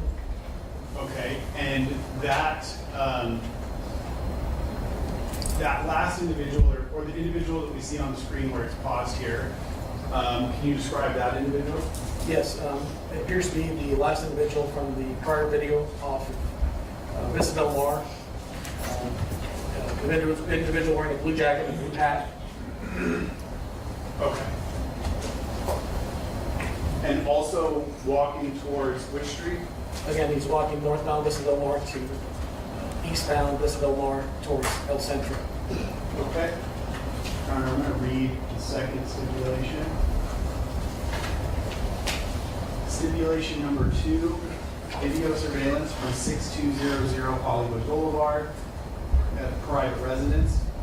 LAPD Detective James King. No, it doesn't, Laugh. I don't think it does, no. Downloaded surveillance video with audio emailed from the homeowner of a residence at 6200 Hollywood Boulevard in Hollywood. The residence was located on Vista Del Mar Avenue, west of El Centro Avenue. The video and audio were originally recorded between 10 p.m. and 11 p.m. on November 6, 2021. The surveillance video contained in People's Exhibit 15 is a true and correct copy of that video. The video, date, and timestamp are accurate as to actual time. Can I stipulate to that? It is stipulated. They're all signed stipulations, so do you need us to agree on It's a rat back there. You hear the rat? the record, or is it enough that it's a signed document? All right, I think the jury's entitled to it. Both sides stipulate that. Yes. Okay.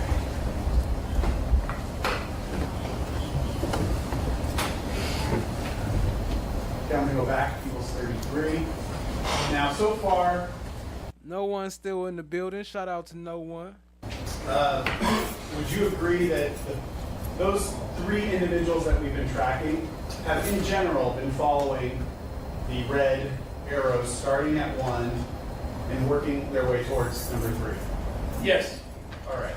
And then if they continued on that path on Vista Del Mar, they would get to El Centro, correct? That's correct. All right. And I want to go to location number 4. That was, you said earlier, was a loading dock? Correct. Port Flub, what's good, family? Appreciate you joining.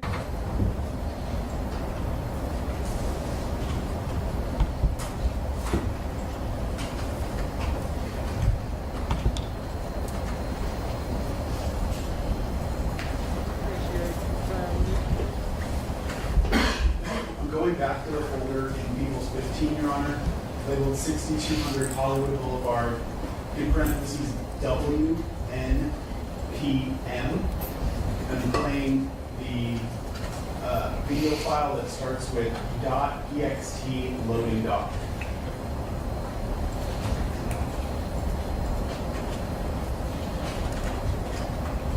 Y'all go sub up to no one. Fire music on deck.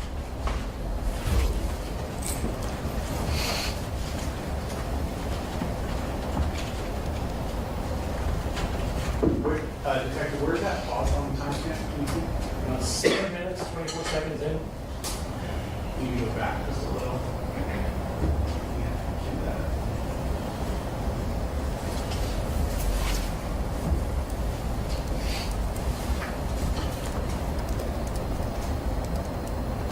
She's out there, nowhere.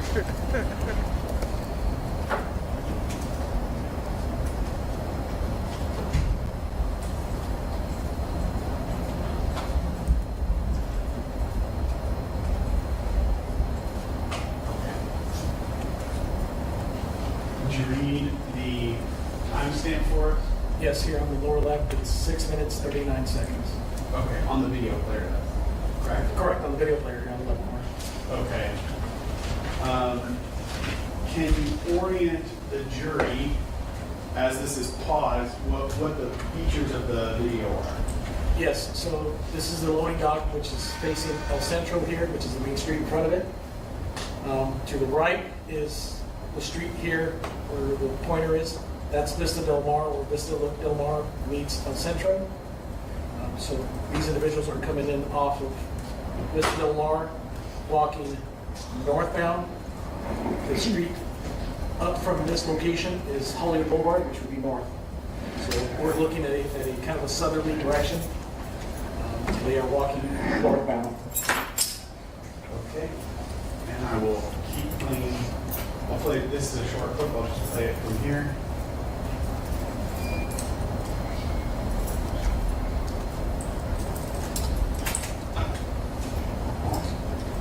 Hey, I said I don't think it does. So it might actually be, if you type the name exactly like it's spelled, it might actually work. So I don't know. I haven't tried it, but I mean, from my phone, it doesn't usually work. So I don't know.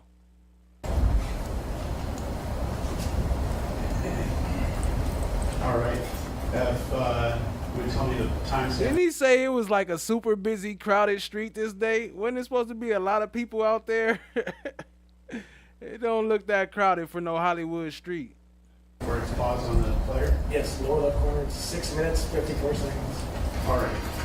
I know there's a number of individuals on that video, but the two that walked from the direction of Vista Del Mar towards Hollywood Boulevard, can you describe them? Yes, one of the individuals is wearing a black hoodie with kind of a design on the hood. The other individual is wearing a kind of distinctly colored, kind of reddish jacket with black.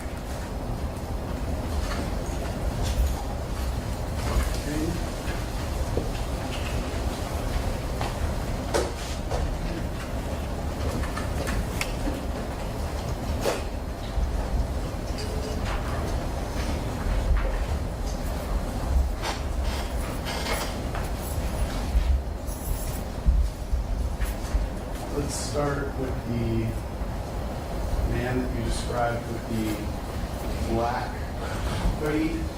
I'll mark my next exhibit, Your Honor. 36.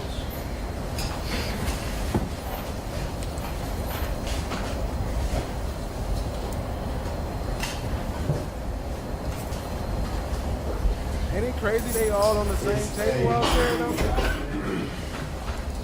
Like, what if he was a dangerous suspect or something? He just right next to the prosecutor. Like, he could do him something dirty. He could do him down bad right now.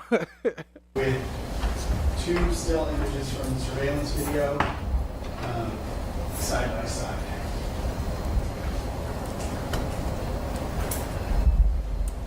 Detective, showing you these two still images. Do you recognize what you see here? Yes. Can you describe them for the jury? Yes, the photo on the left is a still from the parking surveillance camera or the incident. Hold on.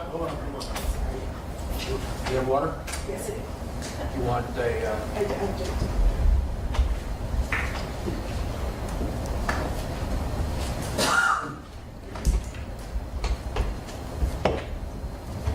You want a break?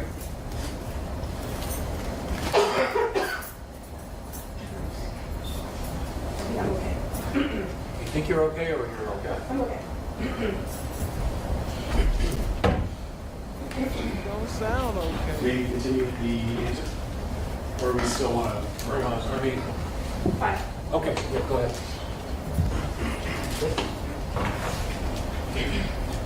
Yeah.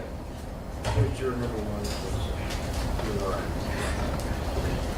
right. Yeah, the photo on the left is a still from the first surveillance camera located at the parking counter block entrance.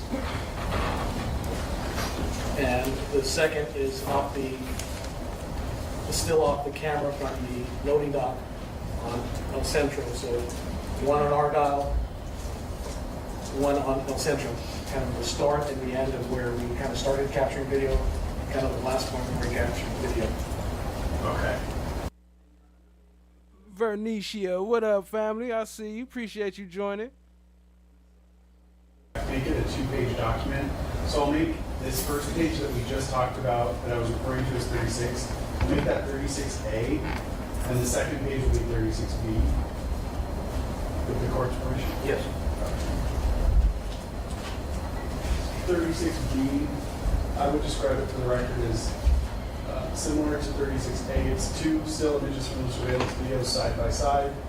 All right, real quick. Chance said, what is all this for? It's starting to look like 403 if you ask me, because didn't they show all this? Why they got this cop going over the same stuff that they already went over? Like, why are you double backing, like trying to like double up? Get that up out of here. Appreciate y'all, family. Just displaying different features of the clothing on the left-hand side photograph. All right, Detective, do you recognize what you see here? Yes. Can you describe it for the viewers? Again, the first photograph is from the still from the parking entrance on Argyle, where the incident began. The second one is from the loading dock off of Central. Just looking at the similarities from my point of view. Obviously, the specific design on the sweater, specifically the chest area between the first camera on Argyle and the second camera off of the Central. What up, Survivor Speaks? I see you. Appreciate you, family. Y'all go sub up to Survivor Speaks.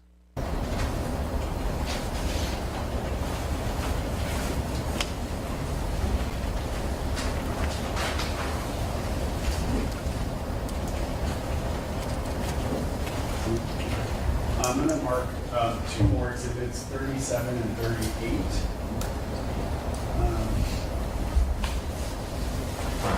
They are similar to 36, Your Honor, but 37 has side-by-side photographs depicting the man in the red jacket, and 38 has side-by-side photographs depicting the man in the blue jacket. All right, Detective, showing you equals 37. Do you recognize what you see here? Yeah, yes. Can you describe, we'll just describe it for the jury if you will. Again, one's a screen capture from the surveillance camera off of Argyle, the parking lot entrance. The second one is a screen capture image from the loading dock entrance off of El Centro. Specifically looking at the red box that's outlined, there is a kind of the right shoulder area of an individual wearing a jacket that is consistent with the individual off the second image off of Central.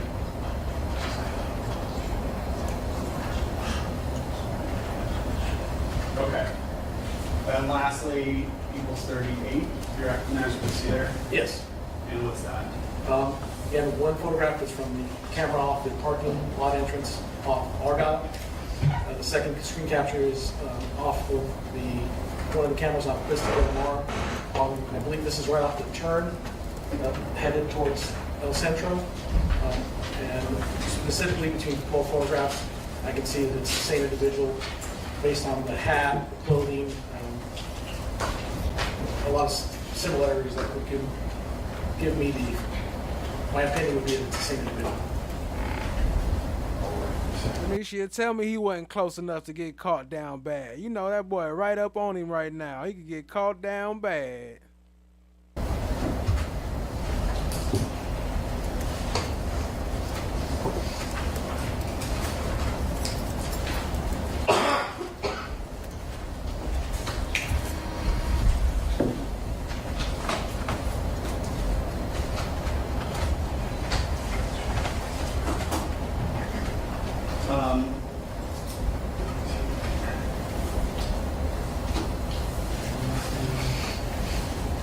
As the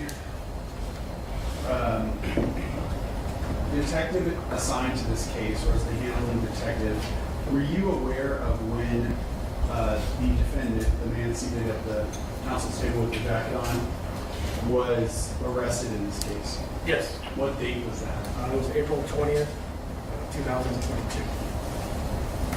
And where specifically was he when that arrest? It was at LAX, Los Angeles Airport. Okay. That same day, did you search any locations? Yes, we conducted a search pursuant to a search warrant of his residence. Okay, and we have agreed to refer to that residence as his West Hollywood home, so if you would not state the address, please. In order to conduct that search, did you obtain a search warrant? Yes, we did.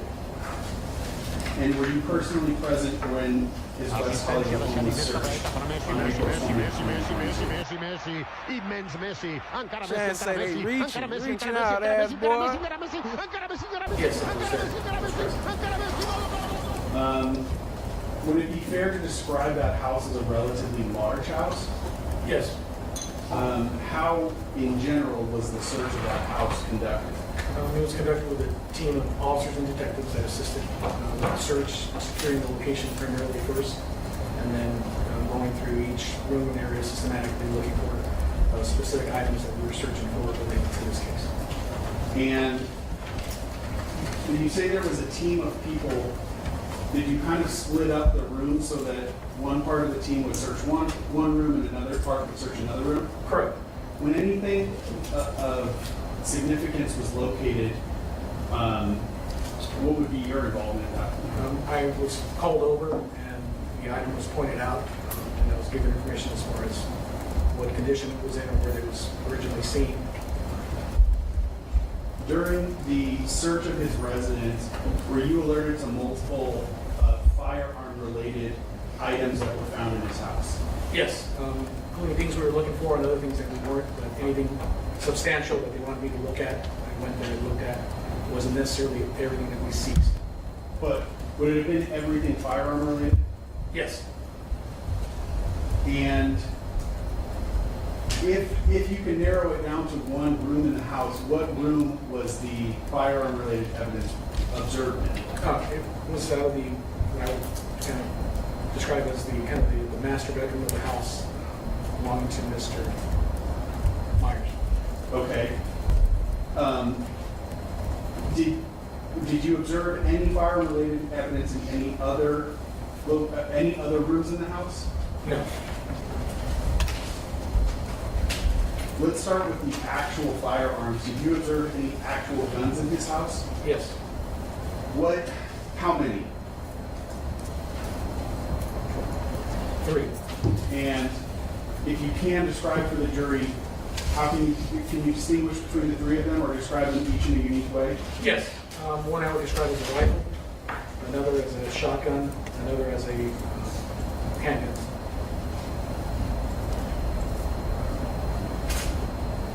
Okay.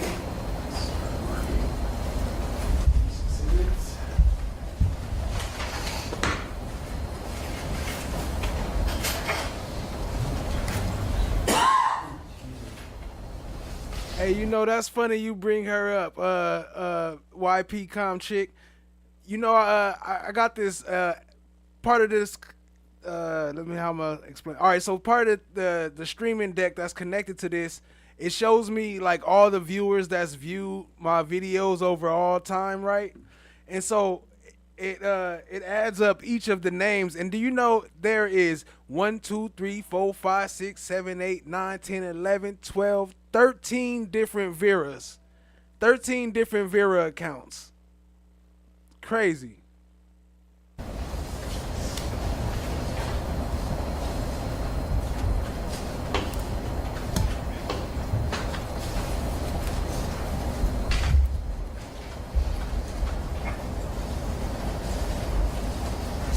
I have 6 pages. If they may be marked as people's 39,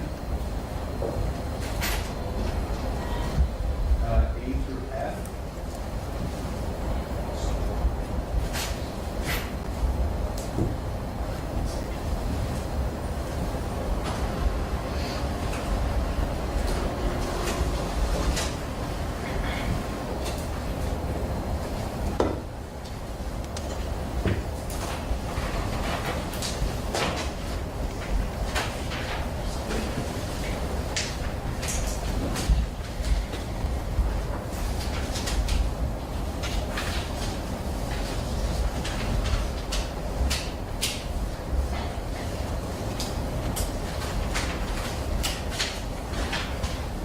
While we waiting, y'all show some love to Survivor Speaks.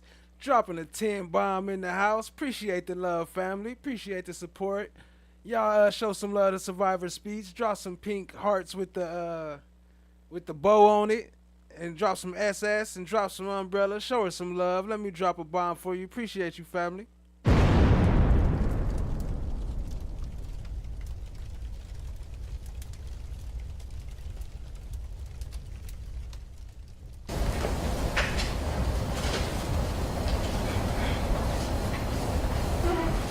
I'm going to start with equals 39A.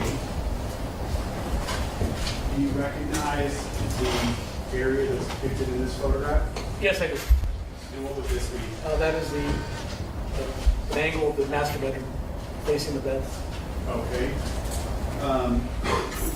Would you agree with this be the same room that you've been talking about where the firearms were specifically located? Correct. All right, we're going to go to 39B. Do you recognize what you see here? Yes, that's a side table adjacent to the bed. Okay. There's an item with a red rectangle around it, just above that side table. Can you make out that item? Yes. What is that? It's a handgun. And would that be the handgun that you were describing earlier? Yeah, I described it as a kind of a large caliber handgun. All right. Before we move on, there's another set of boxes or items at the lower left-hand corner with another red rectangle around them. What's that? Correct. I believe that was the case where the rifle and shotgun were contained. Okay. Carrying case. Let's start with the handgun. That item, would you agree it was directly behind, essentially like the headboard of the bed? Yes, kind of behind the bed. All right. I'll show you 39C. Do you recognize what you see there? Yes. What is that? That's the handgun. Again, I would describe it as a large caliber handgun. Just a close-up of the same gun we just pointed out. Correct. Okay. Do you know? I don't know why they showing that. That's not the one from the video. This is more 403. What caliber? Trying to bring in bad character evidence. Handgun that was? I believe it's a 44 caliber handgun. Are you positive that it was not a 9mm handgun? Yes.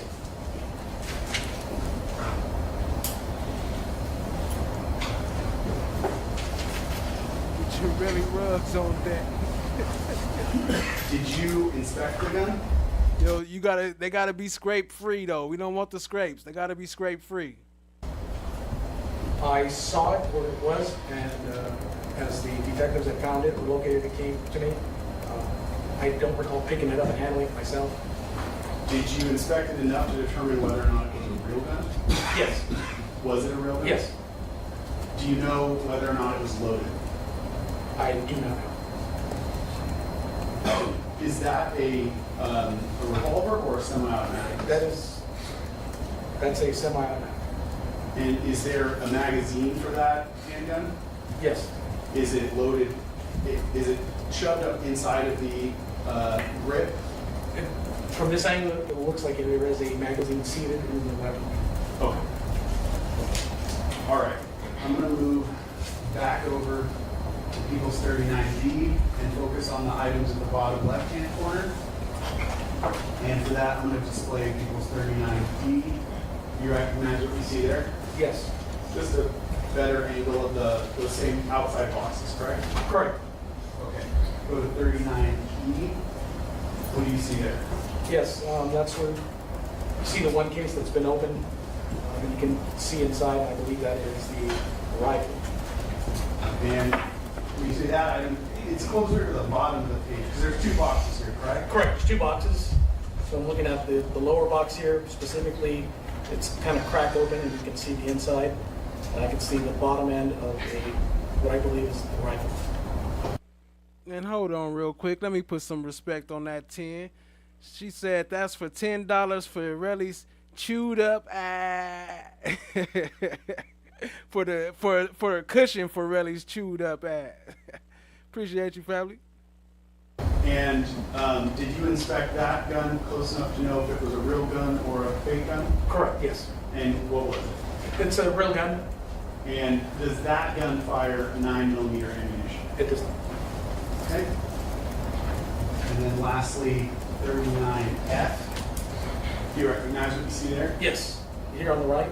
So both cases are now open. The case on the right specifically, I can see the outline of the shotgun, also in addition to the shotgun shells and the carrier and the stock. Let's see if I can get the glare off there. It's kind of hard to see. That was getting better. Peter Ortiz in the building. What's good, family? Right-hand side, correct? Correct. Shotguns here on the right, rifles on the left, and that's two separate cases. Got it. Okay. And with the shotgun specifically, did you inspect it close enough to tell if it was a real gun or a fake gun? Yes. And what was it? It's a real gun. Okay. Will that gun shoot 9mm ammunition, the shotgun? No.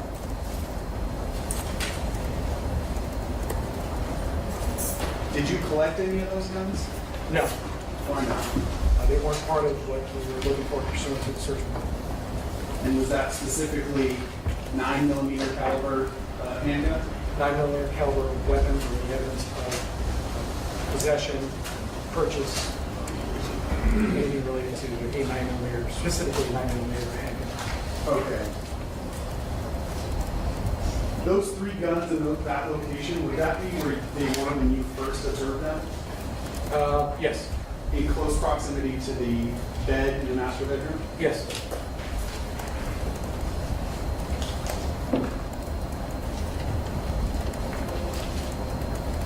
Okay. In addition to the three guns that we just talked about, was there any other firearm-related evidence that you were alerted to in his home? Yes. What was that? A magazine, 9mm magazine for a Glock 23, collected from a box in the master bedroom closet.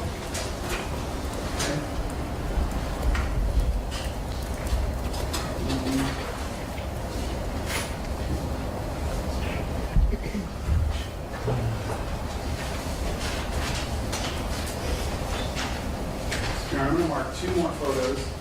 Do 40A and B.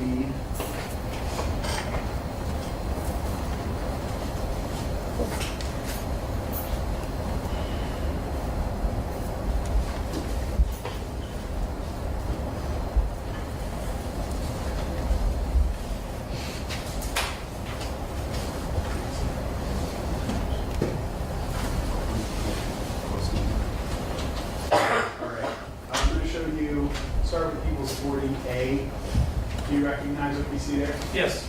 And just to orient the jurors, this white object on the left lower hand corner, would that be the bed? Yes, this is from the headboard view, the headboard looking towards the foot of the bed. On the right is the kind of walk-in closet. On the left is the kind of walk-in master suite bathroom. And then I believe there's a sliding glass door here on the far left leading out to kind of a balcony. Okay. Lastly, I'll go to part D. Do you recognize what you see there? Yes. And what is that? That's a box containing ammunition, magazines for a rifle, and specifically or a rifle. Sorry. And in the center here, there's the magazine that was recovered containing live ammunition, specifically 9mm ammunition.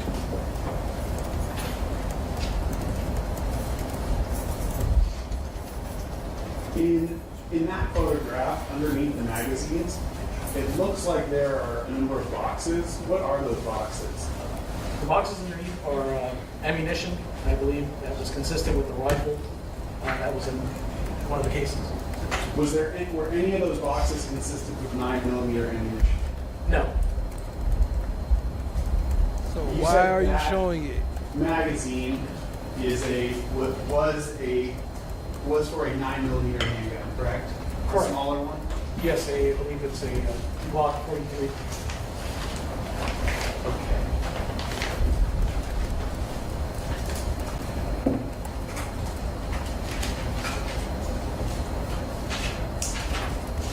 And was that 9mm magazine collected along with the ammunition that was loaded inside of it? Yes, it was.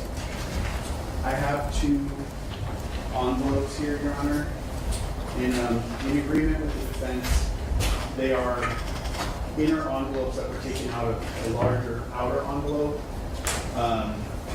Another item that was in the outer envelope is not being used, so it returns to the detective, and we're just using inner envelopes. So that's part of 32? Or do you want to mark it separately? I think I want to mark it separately, Your Honor, and I'll mark each of the envelopes separately just so we don't get them confused. This one's going to be 41. I'll mark the magazine as 41.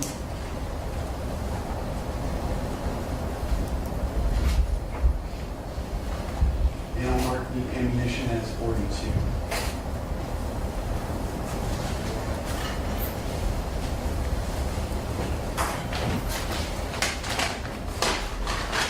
These envelopes were open as the jurors will want to see, Your Honor, so they are previously open. Detective, I'll approach first with, let me write it on the envelope so I don't forget the numbers. 41.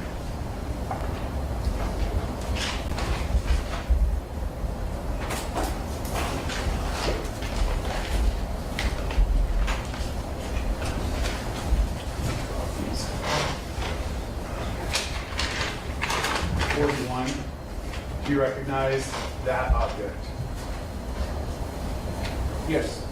And what is that? That's the magazine that was recovered and shown in that photograph on the screen. In the master bedroom closet? Correct. Okay. Can you describe what that object is, or tell us the features of it? What's the brand of that object? It's a Glock brand magazine, which has a capacity of 6 rounds that can be loaded. And a semi-automatic firearm, the rounds are Kimberly loaded into the magazine. As you press it down, you're loaded to capacity. And then once the magazine is filled to whatever ammunition is available or to the capacity, it's then seated inside of the weapon. The weapon is then charged to chamber a round into the chamber, which makes the gun ready at that point. Okay. And you specifically said this was for a Glock, correct? Glock 43. Okay. 9mm. 9mm. And then People's 42 has, you want to count how many there are in there? There were 6 live rounds of ammunition for all 9mm. Are they all the same make and model? Yeah.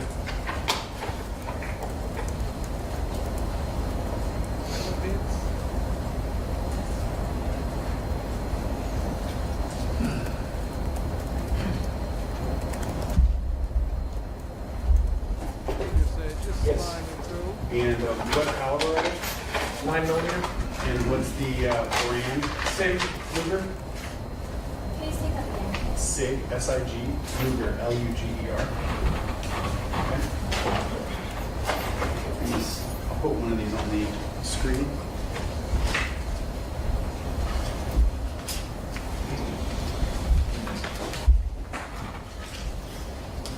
First I'm going to put up People's 41. That's the magazine, correct? Correct. And then next to it I'll put one of the items from People's 42. That's the unfired bullet, correct? Correct. That's a live round of 9mm. Okay. And then on the bottom is where it says SIG 9mm Luger, correct? Correct. I'm going to put that back in envelope number 42, and I'll put the magazine back in envelope 41. This proves nothing.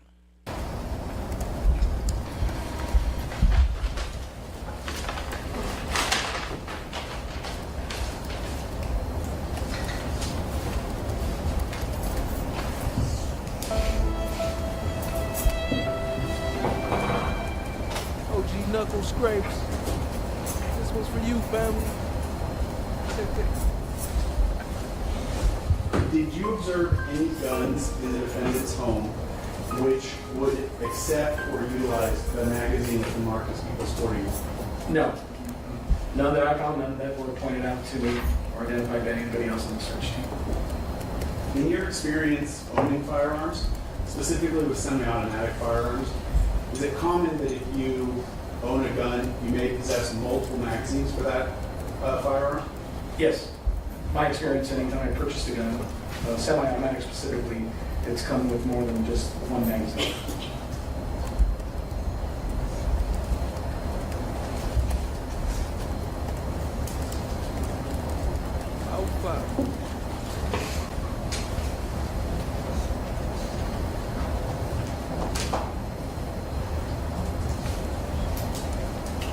Based on your experience in law enforcement and with gun ownership specifically, are you aware of any purpose why someone would possess a single handgun magazine without also possessing a gun capable of accepting? Objection or closest speculation. Sustained. During the entirety of the search at the defendant's home, did you personally observe any fake guns, prop guns, or starter guns? I did not, and nothing to that description was pointed out to me or identified during the search. Did you observe any real guns that match the description of the bullets or the magazine? During the search, did you observe any ammunition or a prop gun, a fake gun, or a starter gun? No, I did not, and along the same lines, nothing was identified to me by any other member of the search team.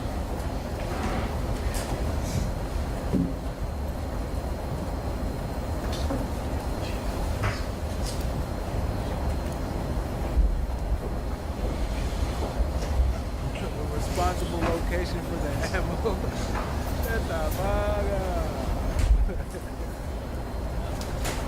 When it related to this case, were you personally aware that there was an allegation that the gun used at the scene was a prop gun, a fake gun, or a starter pistol? Objection.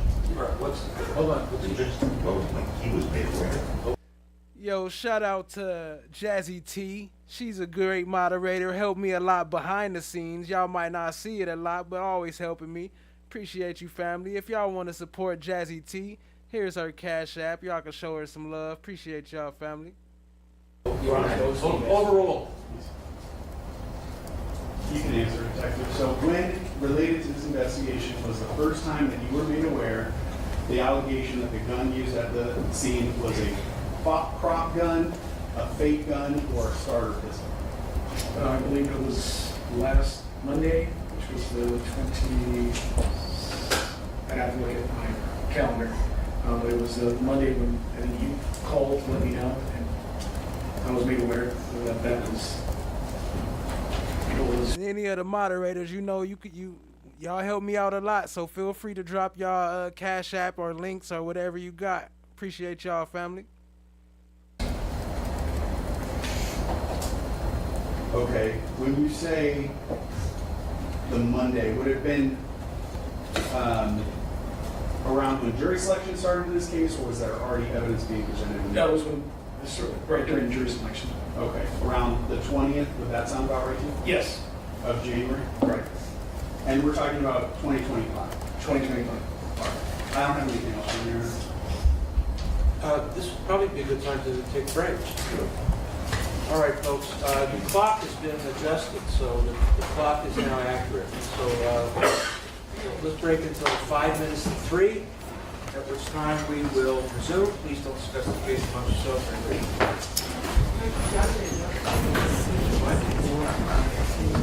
Get the with ladder and replace the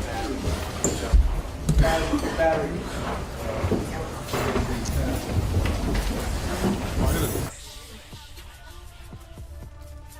Central Avenue. Okay.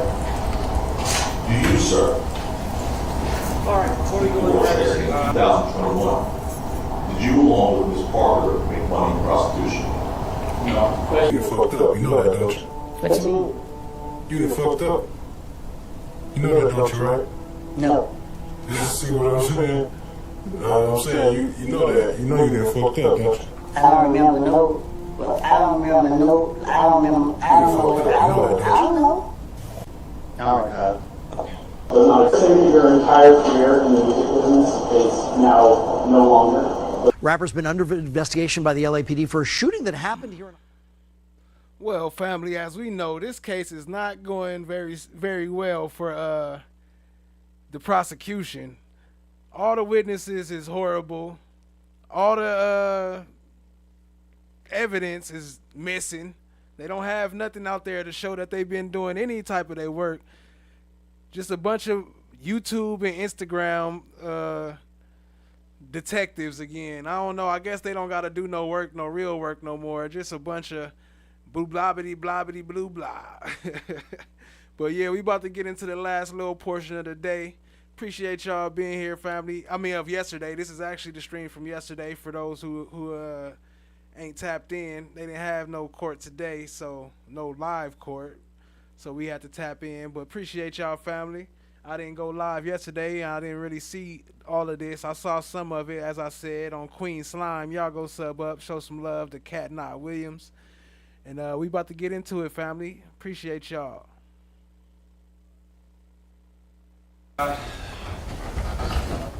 Someone involved. Hold on, they went back on mute. Let me fast forward some. Y'all make sure y'all hit that like button, hit that subscribe, tap in, share with all your friends. There they go. One more stipulation. Yes. So I had a stipulation. Stipulation number 3 regarding surveillance video from 6200 Hollywood Boulevard business. The stipulation is LAPD Detective Frank Flores, Carlos Camacho, and Luis Zaria, along with LAPD Technical Investigation Division Technician Harry Wooten, downloaded surveillance video from the security office at the property management company for the business located at 6200 Hollywood Boulevard in Hollywood. The security office maintains security cameras on Argyle Avenue and on El Centro Avenue. The video was originally recorded between 10 p.m. on November 6, 2021 and 1 a.m. on November 7, 2021. The surveillance video contained in People's Exhibit 15 is a true and correct copy of that video. The system, video, date, and timestamp are approximately 2 to 3 minutes faster than actual time. These have been stipulated. So stipulated by the press? Yes, sir.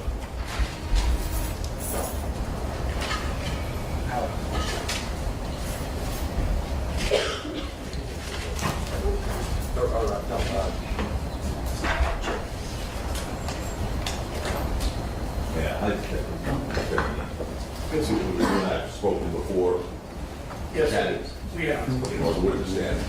Preliminary hearing. November 2020. Cross-examination. We got Tony Tapatio, Tony Soprano in the house. Let's get it, family. Correct. By the way, let's just start out where you finished off. You had some questions about when you personally were made aware of one of the issues raised by the defense of Mr. Mayor's being in possession of a prop gun, and you said it was fairly recently before the trial started, right? Yes, sir. Okay. Obviously, you never spoke to Mr. Mayor's from the day of the incident till today. Correct. All right. You never spoke to 12 Peter rolling down the street sipping on gin and juice. from the day of the incident till today. Correct. All right. You never spoke to Lou Levin from the day of the incident, correct? Correct. All right. You certainly don't know what Mr. Mayor with Rocky has told his attorneys several years ago, do you? I'm not aware. Oh. And of course, you know, there's no depositions in criminal cases, correct? Correct. All right. So basically what you're being asked are questions related to discovery and disclosure in a criminal case, correct? Yes. Okay. All right. One second.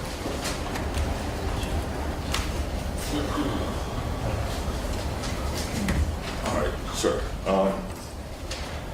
So you were assigned to investigate this case, I think it was November 9th? November 9th. Of 2021, along with detectives. No gloves. Macho Man, correct? Correct.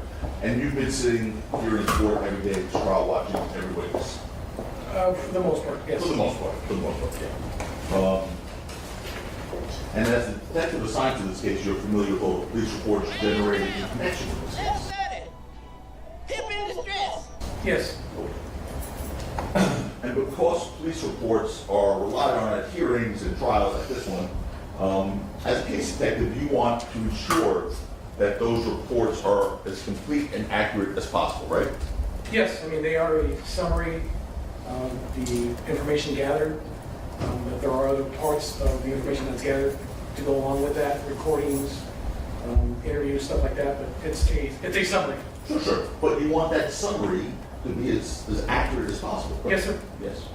And as a case detective, you spoke with other officers with knowledge about this case as part of your investigation? Yes, we did.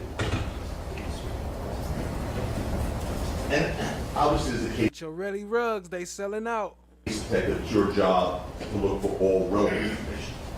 Yes, as much as we can, correct.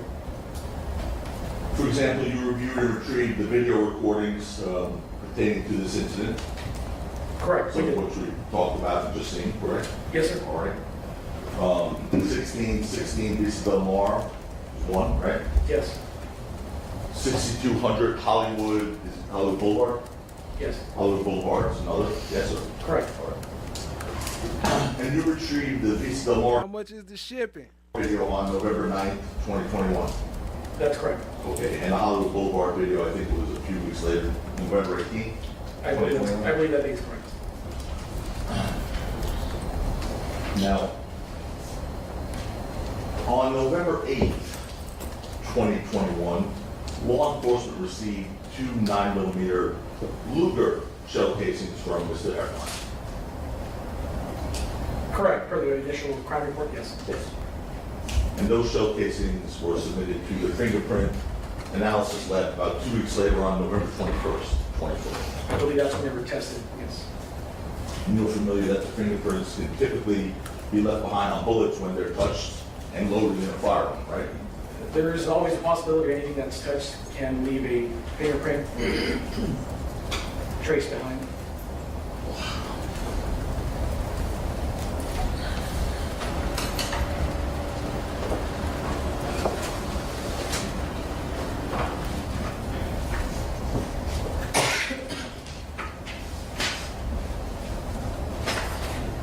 So the answer is yes, they can be, correct? Yes, sir. And the latent print lab, the LAPD latent print lab unit, completed its fingerprint analysis of those 2 shell casings on November 23rd, 2020. That sounds correct. All right.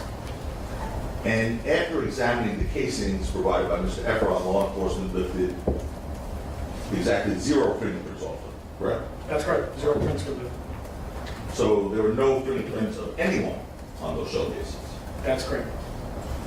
On April 20th of 2022, so we're fast forwarding a little bit, you secured a search warrant to obtain DNA swabs for Mr. Mayers. Correct, that was included in the search warrant for that date that it was executed. Right. And in order to obtain that search warrant, you swore to a judge that DNA from Mr. Mayers was clearly necessary for analysis for probable cause purposes as well as evidentiary purposes. Yes, to include potential evidence that could be in custody or that could be collected at some point during the investigation. A comparison can be made. If any evidence that we have or collect along the way can be compared to. Correct. And after getting the search warrant for Mr. Mayers' DNA, you took samples of his saliva on April 20th, 2022. Yes, as part of that arrest, there were samples taken. Right. And although you affirmed that DNA was clearly necessary as part of the case, law enforcement never submitted anything for DNA analysis in this case. Correct. Never submitted no DNA analysis. Why would they not do that? Because they full of shit. Yo, quick shout out to Survivor Speaks for the 5 spot. Appreciate you, family. Y'all showing some love. 5 for the smackdown that Taco about to give him. Let me move that for him.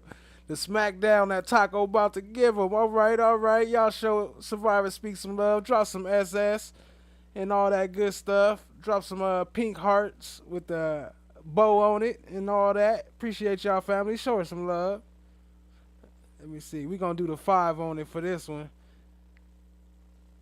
Everybody Lady Justice is blind. Everybody can get it. Appreciate you, family. We didn't collect or have anything further to compare it to, at least to this point. Correct.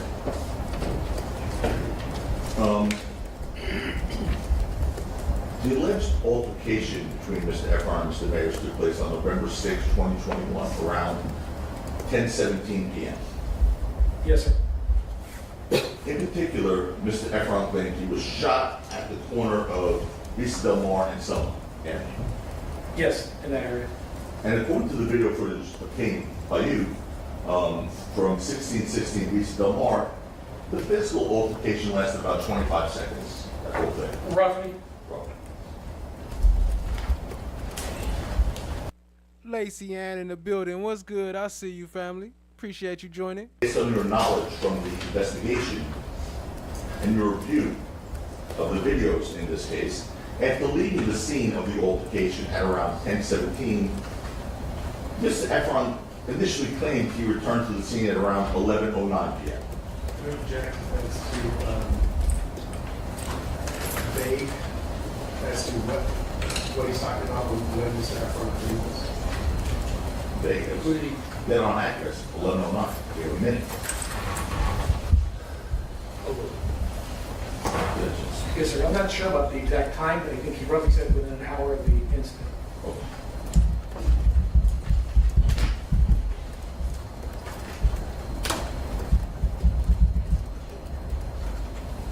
Would you agree it's somewhere around the events of that time, 11:09? Vegas, Okay, go to the preliminary hearing or just read the question and answer.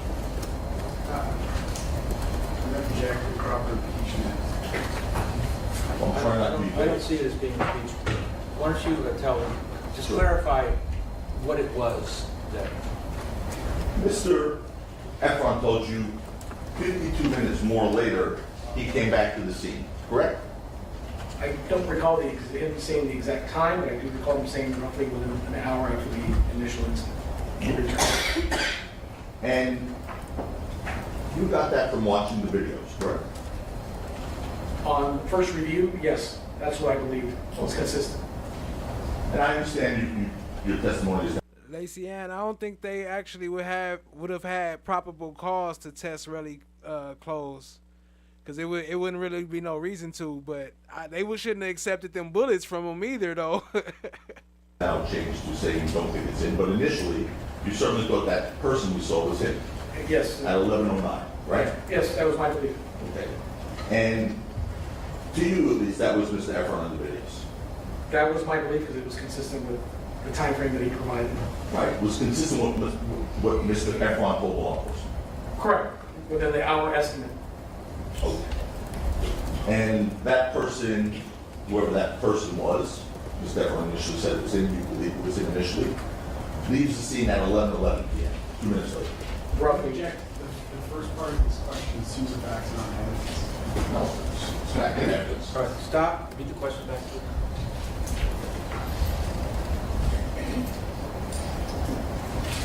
And that person, whoever that person was, Mr. Stop. He grabbed his ear. I forgot to get to stop. Y'all gotta remind me. Efron initially said it was him. Want me to read it again? I can approach her. I'm trying not to be speaking there. I frankly don't remember what you said.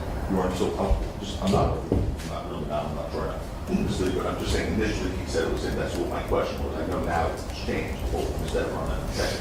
But initially he said it was him. So whoever that person was, I started my question out with. Who Mr. Efron initially said was him, left the scene 2 minutes later.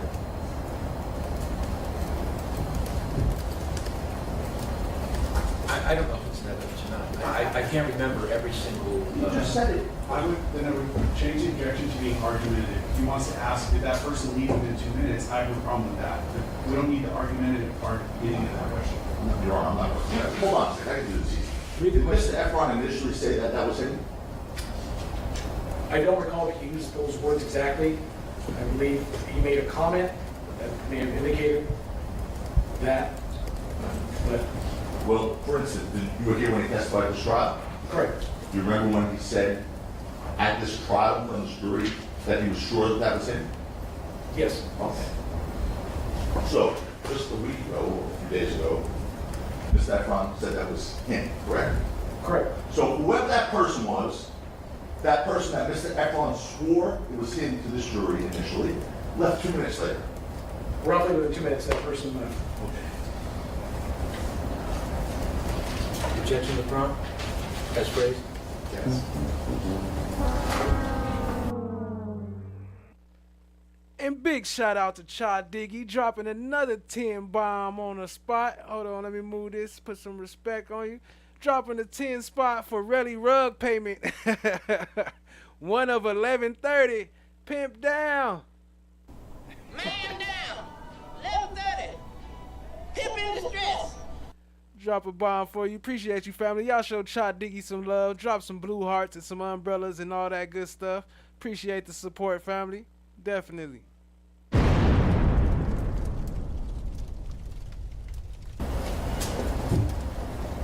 And to be clear, you observed all the video footage that was recovered in this case.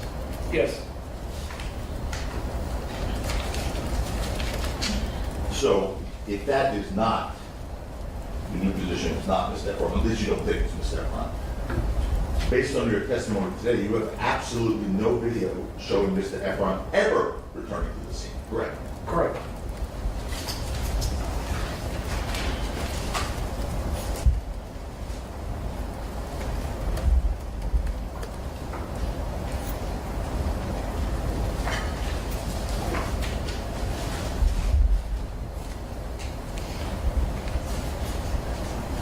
Now, amongst the video you reviewed in this case was a body cam footage owned by officers at the scene who responded that night, correct? Correct. You watched that?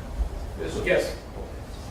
And you're aware before Mr. Efron or whoever that person was returned to the scene 52 minutes later. Yes. Oh, my bad. I didn't mean to mute that. T in the building. Hey, y'all show some love to T. That's my real family right there. She getting married on Valentine's Day. So y'all show them some love and give them some congratulations. Shout out to T and Big G. Much love. Appreciate y'all, family. Congratulations. And certainly before, if Mr. Efron returned to the scene, certainly before Mr. Efron returned to the scene, law enforcement had arrived. Correct. All right. And the police arrived at the scene about 18 minutes after the incident. Yes, roughly. Okay. And there were at least 7 officers there. Yes, And while they were at the scene of the incident, 18 minutes after it ended, these 7 officers were canvassing the area. yes, they are walking in and about the area of Selma and this is the one. And you saw them on the video searching the area of the altercation. Yes, adjacent parking lot, yes, Yeah. Using the flashlights, correct, looking on the ground. You saw them. yes. I know you know this answer, I've been asking that way. You know law enforcement did not cover any casings in this case, correct? Correct, the officer responded did not find or recover any cases. No officers ever covered any shell casings. No. Right? No, you're asking from the radio call, the officers responded initially? No. Yes. Or any other police officer recover any cases from the scene? Only the officer at the front desk did. Only Relli recovered them. The officers, they wasn't good enough to find any shell casings. They don't do that good of a job. But Relli, woo, they need to hire that boy because he went and found them things in 2 minutes. The casings. CSI Relli. Yeah, no, my question was from the scene. Okay, no, not from the scene. In fact, they didn't locate any sign of shooting, correct? Correct. Other than the radio call. Right. But that's a call. And you heard Officer Zizzo testify, I think it's Sergeant Zizzo now. You heard him testify. A lot of people make big calls or they can be misinterpreted things, correct? You heard that. Yeah, I mean, there are a lot of reasons. Sometimes people are just not, don't stick around after. But in any event, you do agree that the officers who arrived 18 minutes later didn't locate any sign of shooting. That's correct.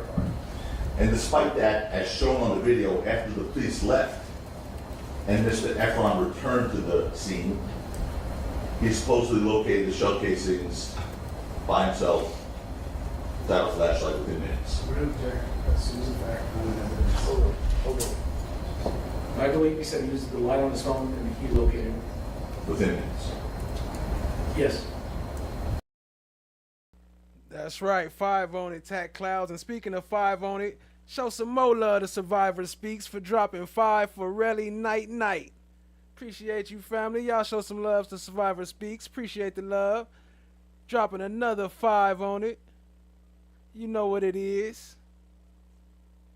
Everybody. Lady Justice is blind. Everybody can get it.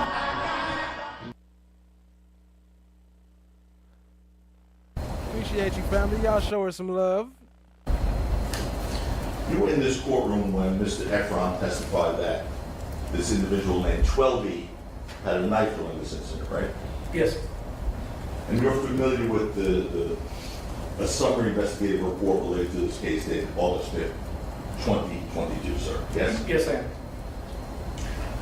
And that's a collective sort of prior statements and a summary of the investigation overall. That is that was a filing summary. And that's what you use to file the case with the district attorney's office. Correct. Right. So obviously, in that report, you certainly wouldn't want there to be any accuracies, right? Correct. It just as it relates to the crime, yes. Correct. That's related to the crime. Yes, sir. Your name is on that report, right, sir? My name is on the report. And what you wrote in the last line, the first page of this report, the collective statements, is that the victim observed Yulunga, meaning ASAP Hills, was armed with a knife. Did you write that? I didn't author this report. Okay. Is it in that report? It is in that report. Okay. So some police officer wrote that? Yes. Who? Do you know? I believe that was my partner, Detective Crunch. Where'd he go? He used to be there, right? He was in the back. He went to property. He's gone. But he was there. The guy was Yeah, he's been here. You're right. And it was brought to your attention during the preliminary hearing on November 20th, 2023, that this report said Mr. Efron identified ASAP Hills as the one armed with a knife. We discussed that in the preliminary hearing, sir. Yes, sir. Okay. And if you thought that that report was inaccurate, you certainly could have asked for that to be changed at any point, correct? Yes, sir. I mean, but honestly, yes, that was a mistake. But the prior interviews that were recorded of Mr. Efron from the telephonic interview on the 9th and the in-person interview on December 17th, 2021, he was consistent on both interviews that the person with the knife was, in fact, 12E. The report prepared for that August filing, there was an error, and it did indicate the wrong person. That is correct. Well, as I just said. And shout out to Chan My Black is Golden dropping the 10 spot for I'm Hungry. Hey, I'm hungry too. We're going to have to go ahead and get us something to eat. This thing almost done. Appreciate y'all being here. Y'all show Chan My Black is Golden some love.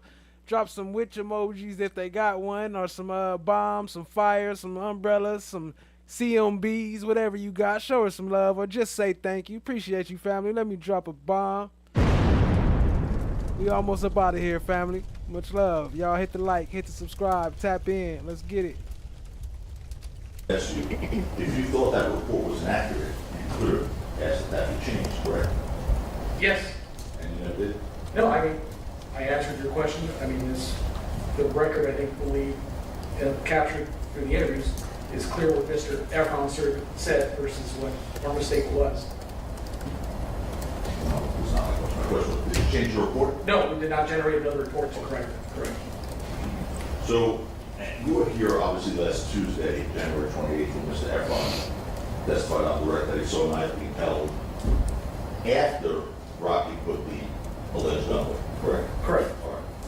And with regard to the knife, Mr. Efron told police in November of 2021 that he saw the knife being held while Rocky was pointing the alleged gun at him, and he was yelling at Rocky, right? Correct. I believe that's the way it was described in that crime report. So while Rocky's holding the alleged gun at him and pointing it at him, he's seeing a knife simultaneously. You've seen it during that event, correct? Not during that event. While the gun is being pointed at him, correct? That's the way it's described in the report, yes, sir. You also heard Mr. Efron's testimony last Tuesday, January 28th, that he saw the knife being put away. And Tia's getting married and won the Relli Jelly raffle. She has to send $30 million for shipping. You won the prize, but the shipping is $30 million. You get a free rug. he then said, "What the F you got a knife for?" Remember that testimony? Yes, sir. And in November of 2021, Mr. Efron told the police that only after he said, "Why you got a knife?" did that knife get put away. Recall that? I don't recall that specifically, sir. I'll show you a report. Okay. It's 77 in our database. It's please follow the investigation report from November 9th, 2021.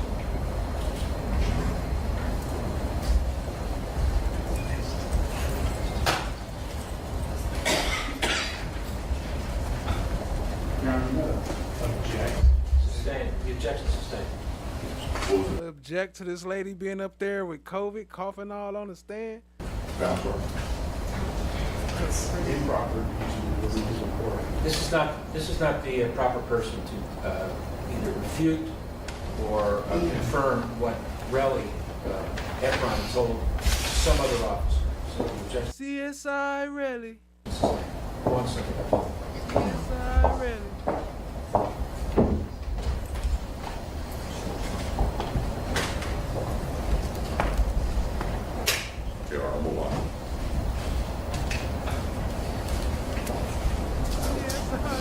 Many that you saw an arrest warrant on Mr. Mayor's on April 13th, 2022.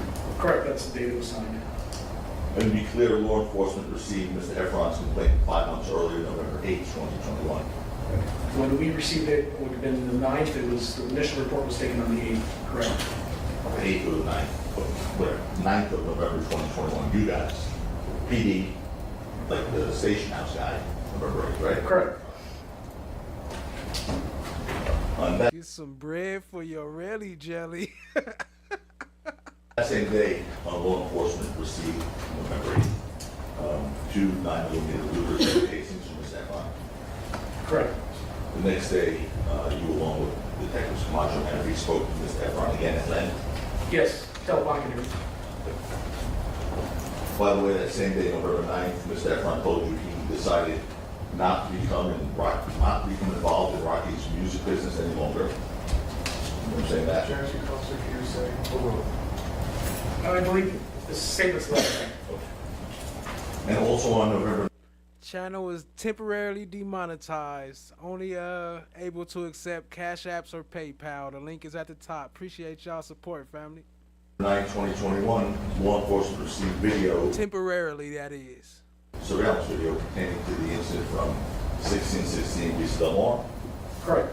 And Hollywood Boulevard on November 18th. Yes. 6200. Yeah, on November 18th. And on November 10th, 2021, law enforcement obtained authorization to search T-Mobile information for Elijah Lunga or ASAP Bill's phone number. Correct. We search warrant. Sorry. Yes. And specifically, the T-Mobile information law enforcement obtained authorized to search Elijah Lunga, ASAP Bill's, whatever, his call detail records and his GPS location. Correct. And the GPS location data, I should say. Yes. And those records, the GPS location data that you all were able to obtain, show that Elijah Lunga, ASAP Bill's cell phone, was near Selma Avenue in East Del Mar, approximately 10:12 p.m. on November 6th. I believe that's correct. And those records also show that Bill's, I'm just going to confirm this, Bill's so firm, so move this along a little bit. ASAP Bill's cell phone was near Mr. Mayor's residence at 11:11 p.m. later that night. Yes, subsequently after this. In addition to law enforcement gaining access, by the way, you also gained access to Mr. Efron's cell phone, correct? Subsequent to his arrest, the physical phone, yes. Yes. No. No. Mr. Efron. Oh, I'm sorry. Yeah. Correct. He did, voluntarily. Right. That was in November 2020. Yes. Correct. So you had access to his phone. Yes, we did. By the way, did he mention that he had deleted any messages before you had that phone? I don't remember asking him specifically if he had. Did he volunteer? I don't recall that it was volunteer. Oh. Particularly with the guy who was making this complaint about, this guy, except for he didn't mention they had deleted messages between him. Correct. Nothing was volunteered as far as that. And you wouldn't know to ask that, obviously, right? He was cooperative and provided his phone. You wouldn't know to ask that, I said. I wouldn't know. Shout out to Tac Clouds. Y'all can go sub up to our Instagram as well. I'll try to grab the link real quick. Y'all, we trying to hit that 4K sub goal. We appreciate it if you would help us get a couple more subscribes. You know, each one count. We appreciate it, family. And the information on that phone contained Mr. Efron's communications, as far as you knew, with Mr. Mayers, with Bills, and 12. Correct. And as of November 2021, law enforcement had Mr. Efron's statement, 1, correct? Correct. Cell phone records, 2, yes? I believe so, by that point. Video of the incident. Some of it is correct. Well, which video did you not have by the end of November 2021? At the end of November, correct. I thought you said November 17th. I thought you... No. So, because the last video you got on November 8th, right? Correct. So let's again. In the month of November 2021, you had the collective police officers and law enforcement. Correct. Had Mr. Efron's statement. Yes. Yes, sir. You had cell phone. Yo, be safe out there driving Mookie, you know. And shout out to Jerome Street. I love good people and definitely definitely that flesh. You are definitely that, my bad. I'm skipping words. Yo, appreciate that, family. Shout out to Jerome Street. And tell SO I said what's up and much love. Appreciate it. What up, Destin to Be? I see you in the building. Appreciate you joining, family. We getting into it. Records in this case. Yes. You had video of the incident. Correct. And you had 2 shell cases provided by Mr. Efron. Correct. But you still waited another 5 months until April of 2022 to arrest Mr. Mayers. Yes, I mean, there were other factors involved. Yes or yes? Yes. And during those 5 months, from November 2021 until Mr. Mayer's arrest in April of 2022, law enforcement recovered nothing else, no additional evidence to use against Mr. Mayers, correct? Correct. In fact, During those 5 months, law enforcement never contacted 12 never tried to contact or contacted them, correct? No, we never were able to contact him. Able, did you try? No, I'm sorry, at that point, no. Okay. And you understood that 12 was present during the incident, obviously? Correct. We understood they were present during that. Cooking and driving, YP. You got that portable skillet. Appointed. And obviously he would be an important potential witness in this case. Could be. Who's that? Right? Yes, sir. Yo, and speaking of the monetization issue, today me and Ronnie O'Neal, we finally filed we had our preliminary hearing, so we filed all our paperwork, so we gonna see how it go. Y'all wish us luck, family. And you testified as the case detective, it's your job to look for all relevant information, right? Correct. So to be clear, you arrested Mr. Mayers without even trying to speak to 12. Sustained. I'll probably upload a petition video so y'all can try to help and, put your comments and help me come back. Help me get back up in there, I'll probably drop that tomorrow sometime. Appreciate y'all.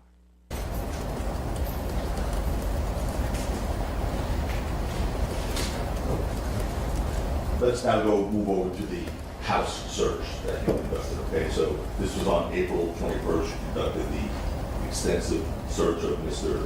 Mayer's residence, correct? Yes, April 20th, 2022. And during the search, aside from what we all saw, and we'll get into that when we ask you about those things, you also saw boxes in his residence, right? I'm sorry? Boxes, like cardboard boxes. Yes. All right, I'm going to just show you the picture of these things.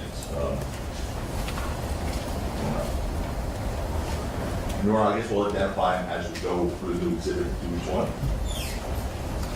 Oh, these have not been marked. Correct. All right, your next exhibit is W's in Woody. Dance with the water and not get wet. Is it easier for you to see back there, or is it just green at it? It's easier to see. Okay, so you could turn around.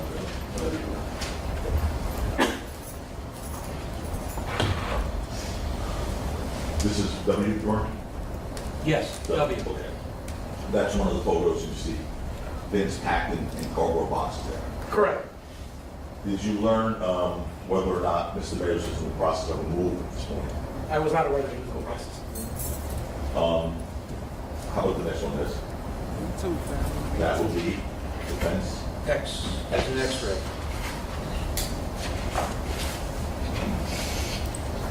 You see those boxes there? Yes, I do. By the way, can I go back to the last photo? Who that peeking through my window? Pow. Oh, that's Relli. The W, I think. Those cardboard boxes that you see in this photo, did you search those? The closed boxes, no. I'm gonna just refer. I know you said yes. Closed boxes. Oh, closed boxes. Yes, oh, I thought sealed you said boxes. closed. Okay, closed. Closed boxes, sealed. Okay. So you did not search those? No. Okay. Next, please. There go the link right there. Y'all go follow Tack Clouds with some custom creations over there. Got some great stuff. Y'all go check her out. Appreciate you, Chop. You know I'll be slipping. No, the other one's lessons. Okay, this one too. Did you search any of those bags or boxes there? I don't recall going through them myself. I know the rooms that were gone through. I'm sorry? I did not go through that room myself. I don't recall going through that room. But I know each room was searched by part of the team. So, if that room was searched and those boxes were... You don't recall? Everybody Woody now, huh? Everybody get on the stand and they Woody. Everybody don't recall nowadays, huh? It's 2025, the year I don't recall. searched. Would there be a report on that?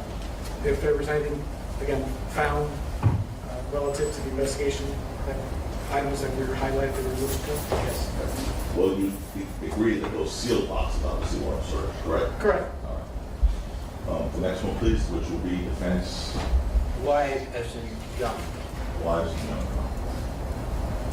Same thing here, was in young, as well as in that box was in search right there, correct? Correct. All right. Next, C's and zebra. C's and zebra. Those Staff gonna try to help us get them numbers up. Appreciate you, family. suitcases, were they opened and searched, do you know? I don't recall specifically from my memory. Next, AA, Adam. AA. Same question. The Correct. sealed boxes were not opened and searched, correct? Correct. All right. Is that it? One more. BB. Joni 4 in the building. What's good? I see you. Appreciate you joining. A lot of colors and a lot of things there, but any of these sealed boxes that you see in the photo there? No, sir. They were not searched.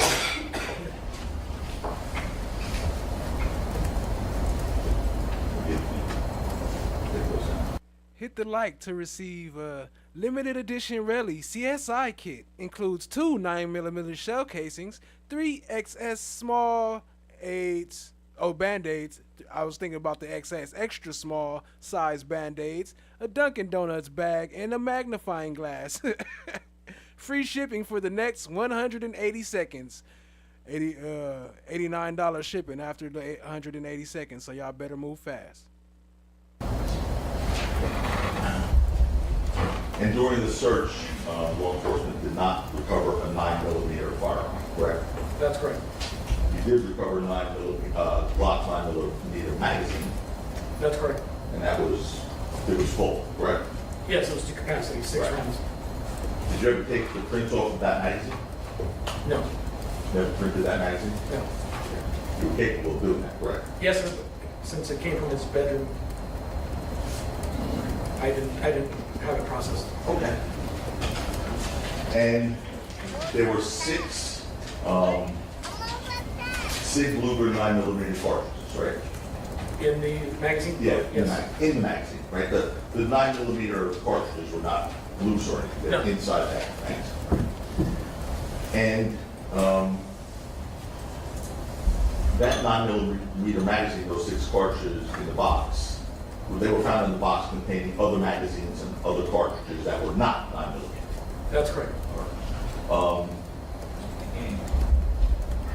At a family size Neosporin and we got a deal.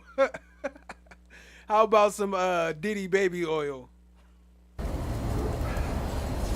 We got plenty of that floating around. Can you show the pictures of the 2?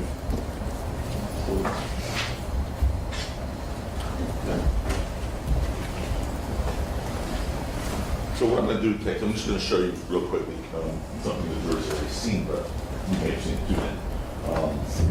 Just the pictures of the 2 shell casings recovered by Mr. Efron and the 6 shell casings recovered inside the magazine. Okay. So the ones on the left there are recovered. Have a great night, Tac Clouds. Much love. We just about up out of here. They got a couple more minutes left.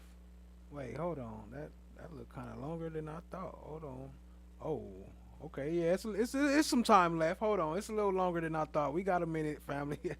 We still got like about a good 45 minutes or so. Appreciate y'all, family. Let's get it. I'll say C.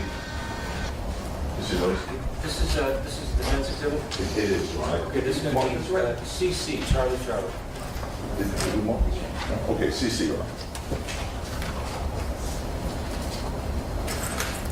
So the ones on the left, right there, so yes, those are the Sig Luger 9mm cartridges? Yes, these are the live rounds that were recovered from the magazine that contained within the magazine. Okay. And those are different cartridges, obviously. The brand of the one on the right is what's called FC or Federal. Yeah, FC Luger. Right. On the right are the spent casings. Right. These nuts. Got him. And Sig is the other one. The live rounds are Sig. I'm sorry. Sig. 6 Sauer? 6 Sauer Luger. Okay, thanks. Okay. You also recovered two rifle magazines as well. Correct.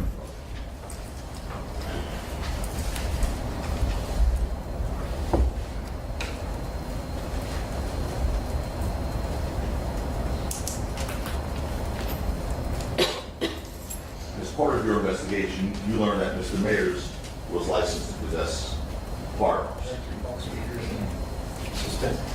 As part of your investigation. Chop Diggy, this is a no squabble zone. This is a no squabble zone. Did you learn whether or not Mr. Mayers was licensed to carry firearms? Objection. Calls for yes or no. Nothing I can confirm, but I heard he did. You did, okay. And those two. Anything after nothing I could confirm as being non-responsive. Sustain, the answer's true. And Calls for yes. the two, the one gun, what was it called? You know the name of that 44 Magnum? Desert Eagle. Desert Eagle. That was Mr. Mayers. That was registered to Mr. Mayers. Correct. Registered to Mr. Mayers. Yes. Object is again, calls for hearsay. Overruled. And the rifle was also registered to Mr. Mayers. Second objection. Overruled. That's correct. Okay. Meaning legally registered to him, correct? Yes, both those weapons are registered. And the other weapon, gun, whatever you call it, that was recovered was the shotgun. It was a shotgun. And that was registered to an individual named Lou Levin. I don't remember who specifically was registered to, but it was a legal. It was a legal weapon. Correct. Also, all three were legal weapons. Yes. And as a matter of fact, that shotgun was given back to its rightful owner before you left the scene, correct? I don't recall that. Oh, you don't remember if you gave the shotgun back? Yeah, right. Oh my God, they be swearing they don't recall shit when they know it's gonna make them look bad. Yo, y'all go sub up to No One, follow him for the fire music, get some music for your channel, show him some love. Appreciate y'all, family. Mr. Levin took it. That's just my recollection. Okay, it's okay. Well, what would refresh your recollection? I don't know if there's anything. Obviously, Mr. Levin took possession of the house when we left. He took charge of the house, so what he removed after that, I'm not aware. Okay. I'm talking about what you removed. I'm talking about what you removed. You removed the two guns registered to Mr. Mayers, correct? No. You're saying you left them in the house? Yes. You sure about that? Yes. So you left those two, the Magnum and the rifle in the house? Yes. And obviously the shotgun you left there as well? Yes, those are all legal weapons. And All legal not weapons. part of what our search warrant encompasses. Okay. Okay.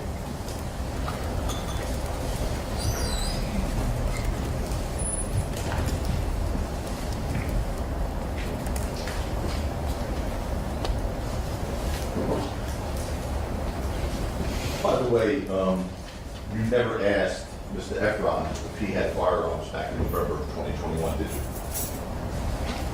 I don't recall asking him. I do recall making inquiries as far as runs or checks. And I don't recall finding any guns registered to him during that period of time.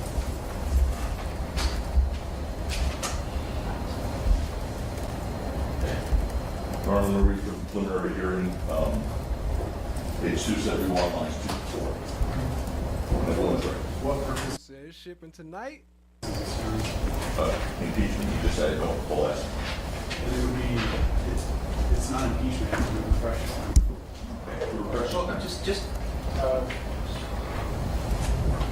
Breaking news, Steele and Adams won their case with directed verdict in that prosecutor case.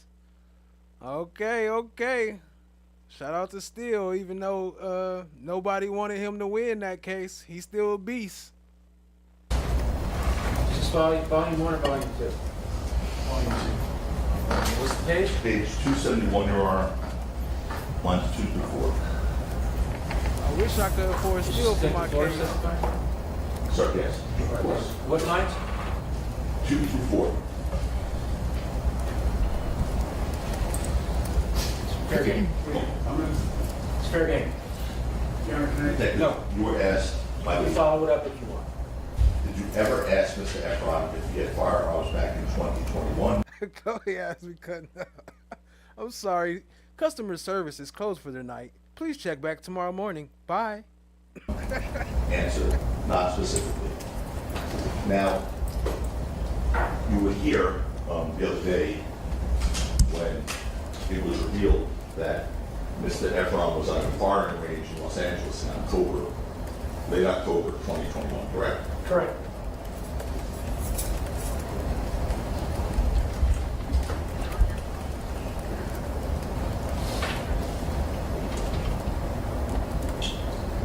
By the way, the search of the house had 21 officers, more or less. More or less.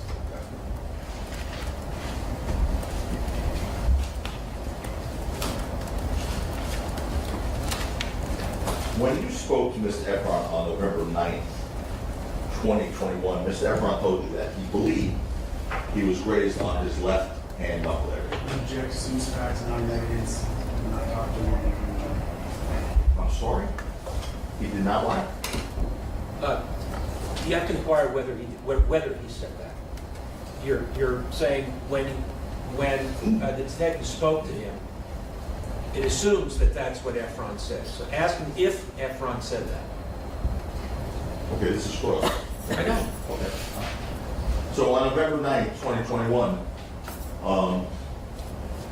did Mr. Efron tell you that he believed he was grazed on his left knuckle area? Yes. And Uh-oh, somebody got floated. Somebody got floated off the ship, 100. Despite supposedly being grazed by a bullet on November 6, 2021, Mr. Efron did not seek medical attention until returning to New York. That's my understanding, yes. And even though Mr. Efron waited to fly across country to receive medical treatment, obviously there are hospitals in Los Angeles that could have treated him, this injury, whatever it was. Yes, sir.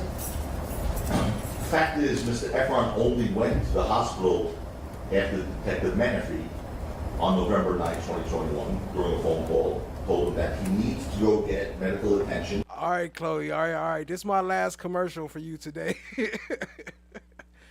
Hit the like button. Then walk down to the marketplace and try our new Relli jelly in grape, orange, and marmalade. Oh, grape and orange marmalade. It's extra sticky like Relli and works great on cuts and scrapes. Going fast. Get yours today. Medically treated because of the type of case that this is, correct? Objection, calls for speculation. Okay, Your Honor, there's tape in evidence that I'll play a portion of. You have the clip? I would object to hearsay. In evidence. The jury's already heard. So technically, it is hearsay. Go on to something else. The jury's already heard it. You can play it in final argument. Okay. Did you hear it? Did you hear it? I remember the comment, I think remember that line of questioning, and I think I made a comment prior to that as well. Okay. And I think in the context that he was making a comment about his injury, and I think I also suggested he should get it looked at, and I think that's when Detective Menifee also made her statement. Her statement was that he needs to go get medically treated because of the type of case that this is, correct? I believe that's the context. Must reach out by WhatsApp, appointments only. But we haven't started hiring yet. The company is overwhelmed with the success of the rugs and jelly. Hell no. And with regard to his statements, Mr. Efron first reported this incident to the police, again, just to be clear, 2 days later, November 8, 2021. Correct. He didn't call 911. No. Didn't go to the police on November 6, 2021. That's correct. Waited 2 days before reporting to law enforcement. Yes, sir. And when he did finally walk to a police station in Los Angeles to report to law enforcement, he did so in person with his attorney, Brian Hurwitz. Yes. And you were here last week when Mr. Efron testified on cross-examination that he did not recall telling law enforcement that he told his attorney, Brian Hurwitz, who told him to retrieve the shell casings from the scene. Were you here, sir? Object is for relevance. Were you here when you said that? I believe I was. But when Mr. Efron reported the incident to the police, he did, in fact, make that claim.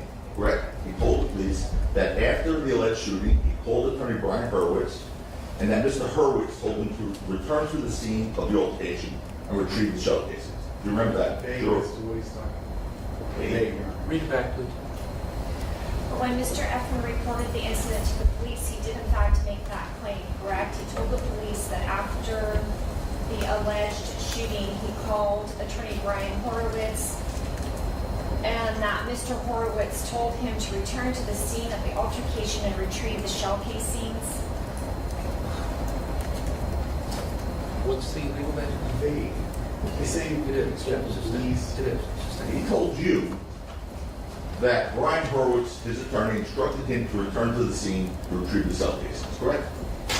I'm trying to recall the exact context. I know he made several calls and he was given advice to go back. I don't remember the sequence of phone calls with Mr. Horowitz. Okay, let me see if I can refresh your recollection. I'm going to show you your report. Okay. Let me see if I can reflect your recollection. 75 is the August 5th, 2022.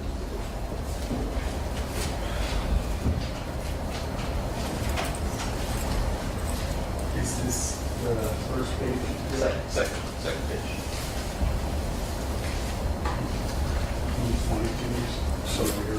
Yeah. Sitting in the courtroom, watching the testimony. What kind of stuff is that? Destined to be?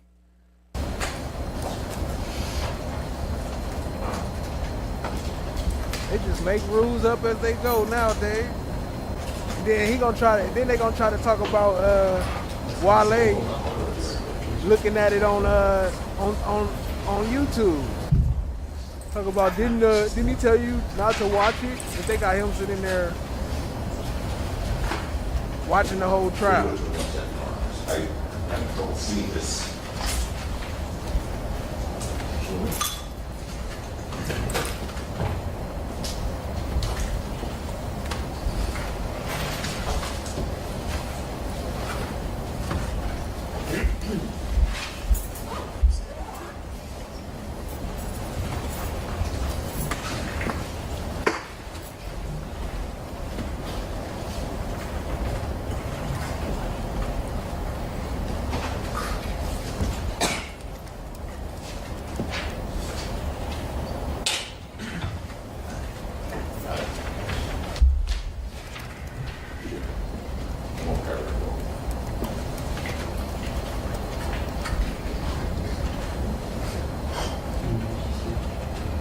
So if anyone want to sign up for the Relli 301 Mile Foundation Knuckle Research Walk, it's free to sign up. You must pay $399.99 for the mandatory jogging sets.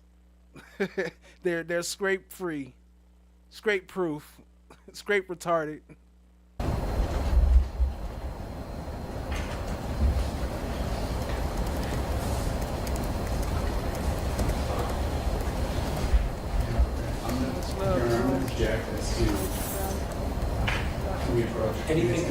Anything can be used to refresh recollection. That's my issue. I don't want to do a speaking interaction. If you don't mind, can we just take the approach? Yes.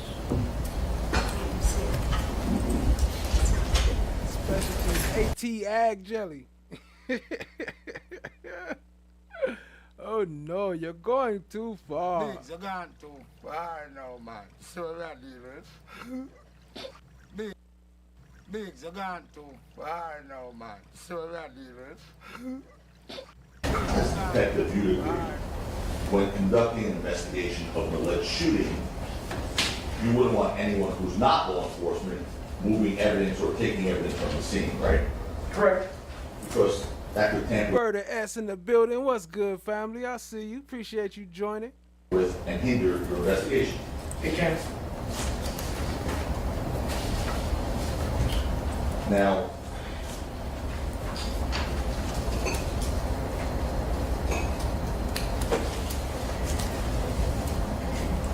you interviewed Mr. Efron's girlfriend, correct? Correct. Ms. Parker? Yes. You never took Ms. Parker's phone? No. Okay. So therefore, obviously, you never examined it to see what text or calls. Temporarily demonetized. We appreciate the support. Y'all hit the Cash App. Much love. Made for me. Not from her, from physically, no. You said you saw the videos in this case?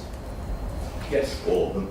Yes. You never saw a video with Ms. Parker returning to the scene? None that were collected. And I want to ask a question, but I'm not one more out of the court's ruling, and it's a question that would be prejudicial to them if I asked it. And you, all right, what do you want to? First prize, you get a year's worth of Relli jelly and a set of rugs. Off the record, let me know what it is. Yeah. Bruh, didn't y'all just go off the record? Biggs, you gone too far now, man. So that. Biggs, you gone too far now, man. So where you showed the video in-person interview with Mr. Efron in December of 2021, where you showed the video of what was initially him returning to the scene. You saw that here? Correct. Okay. And when he was watching the video, he said initially that was him, correct? Yes, that's what, I mean, he indicated by the form of question. You're talking about the interview on December 17th? The interview on December 17th regarding the person returning at 11:09. Correct. Yes. That was him, right? That was, again, what he was indicating in the form of his questioning. That's crazy, right? They up here lying for this boy. Like, what type of stuff is that? You supposed to be a cop upholding the law, and y'all up here lying for some bull stuff just to try to lock up a rapper.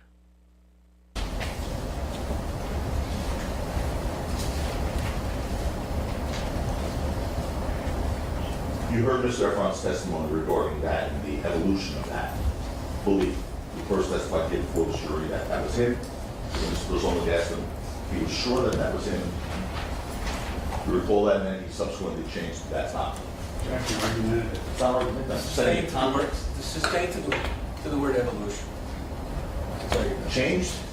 Changed. Math Changed. not mathing.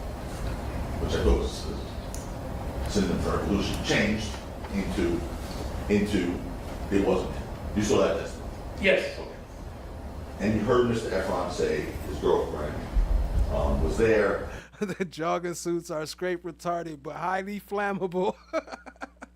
But he then said maybe she was in the parking lot. You remember saying that? Correct.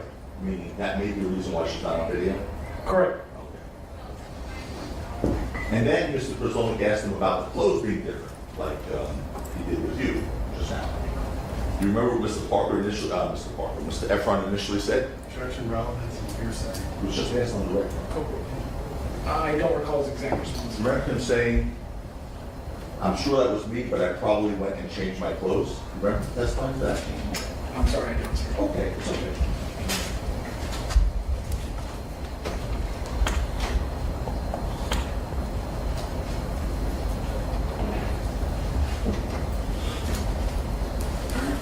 During your in-person interview with Mr. Efron. Hey, you know it's all love over here. It's always love, family. Everybody's welcome. On December 2021, you asked him why he continued to follow Mr. Mayor's video he had done, right? Yes. Because according to you, you told him that would seem to be an odd thing to do. Yes. Okay. And when you asked him that, why did he continue to follow Mr. Mayers after seeing a gun? Mr. Efron couldn't give you a clear answer. What he said was, I don't know why. Objection, argument, and hearsay. The first part of the question is argumentative. Excuse me. The first part of the question is argumentative. The second part is not. Read the question back. What was just on that one?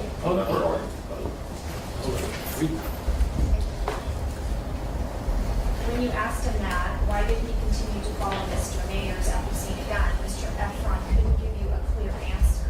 What he said. That part. That part about Efron couldn't give You a... get what I just asked. Oh, that part. Ask the question again. I'm going to ask it again. When you asked Mr. Efron why did he continue to follow Mr. Mayers after seeing a gun, what he said was he didn't know why. Correct. He said he didn't know what? Hold on, let me rewind that. He said was he didn't know why. He didn't know Correct. why. With respect to the video recovered in this case, which you've seen the image of Mr. Mayers holding an object, which according to you appears to be a gun, you'd agree, without having that object, you cannot help that is an operable gun, correct? On the first incident? Yes, sir. Yes. On the video where you see Mr. Mayers holding what appears to be a gun. Correct. On the parking structure, the first video camera, yes. Right. I mean, without anything else appearing on that video other than him holding what I believe They only come in extra medium. to be a handgun, I cannot determine whether or not that's an operational gun or a fireable gun. Correct. And with regard to the video incident, after reviewing the footage captured from 16 Vista Del Mar, that law enforcement prepared a document entitled Video Download Information Summary. Remember that? Yes. Okay. And in that document, law enforcement described what it could observe in the footage. Which one? Hearsay or Hearsay. You prepared a document Allegedly may be in the building. What's good, family? Appreciate you joining. describing what you could observe in the video footage, correct? Correct. Notes that kind of detail what specifically can timestamp at certain points of different angles, angle for angle, and then obviously looking at everything collectively from all the angles together. And, for example, what you saw appeared to be a struggle on the street at 2217. Correct. Specifically, what that video shows is Mr. Efron apparently struggling with hills, ASAP hills. Yes. And you also detailed approximate distances observed within the video, right? Roughly. And you listed various times of various events seen on the video. Correct. You described that as a subject, you described that a subject was in a dark colored jacket or sweater. Correct. In preparing the report, obviously you wanted to document anything that you observed on the video which was considered important with respect to the case. Yeah, just to give it a rough timestamp of what the events took place, and to give it a holistic view at the end of which we can look at all the pieces together and tell the story. But in the report, you didn't want to leave anything important out. Well, again, these are just notes to mark timestamps. So, yes, what I thought was important relative to that frame. And clearly, as part of the investigation, the thing for us, if a gun or a shooting were observed on the video from 1616 Vista Del Mar, that's something you would document. There, Stacey did with 30 and into. During this time, say what I did 10 there, Stacey did with 30 and into. In your summary, correct? Again, sir, it's collectively. I mean, that's part of A, where the incident began, where we observed the gun. B, where the struggle took place, and we can see various individuals running in different directions. And then as we move up, collectively, we see the next video with the sound where we can hear the gunshots. I mean, it's collectively, not just one piece. Okay, so let me just make sure you understood that. Did he say peace or peach? Did he say peace or peach? Okay. Not sure. Sorry. No, it's okay. Don't be sorry. Clearly, as part of the investigation, if a gun or a shooting were observed on the video from 1616 Vista Del Mar, that's something you would have documented in a summary. Yes? Yes. That's it. But that summary that you have, by the way, certainly does not document that a shooting was observed, right? I mean, not from that angle. It's documented what can actually be observed from that angle, which is, you know, the view is fuzzy. It gives you an overview of the motion that's going on. But again, pieced together with everything else, it's... But that document, that summary, does not document that a shooting was observed, right? Correct. It does not.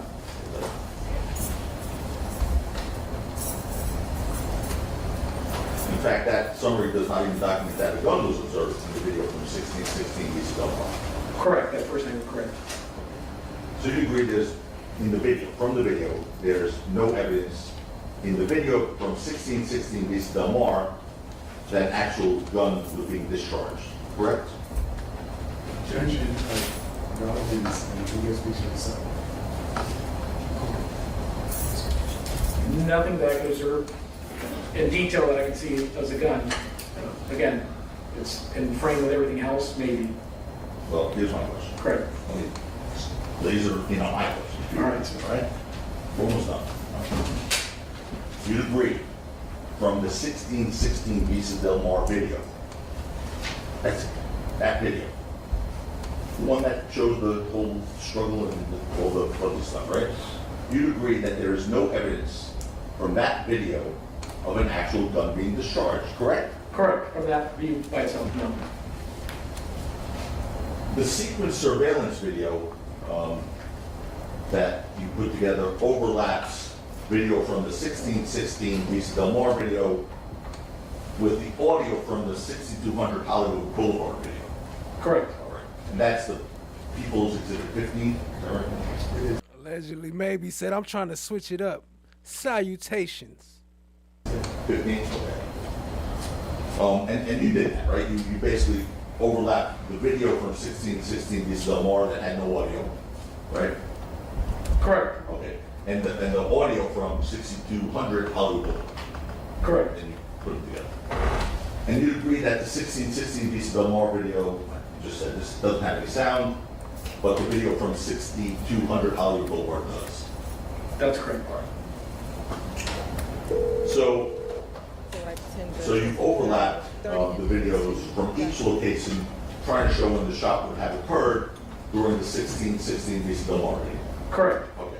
Of course, if the overlap detected is off, even by a fraction of a second, the shot would not have occurred during the precise moment shown on the overlap 1616 Vista Del Mar video, correct? Correct. And with regard to the 6200 Hollywood Boulevard video, you extracted 3 sets of videos from 3 different cameras maintained by the business at that location. Correct. And it's been stipulated, you heard of that, we agreed on something. It's been agreed that the date and timestamp on 3 cameras from 6200 Hollywood Boulevard are approximately 2 to 3 minutes faster than actual time. Hi guys. That's How correct. is everybody? And the reason the cameras are approximately 2 to 3 minutes faster than actual time instead of the exact amount is because each camera's off from an actual time by a different amount.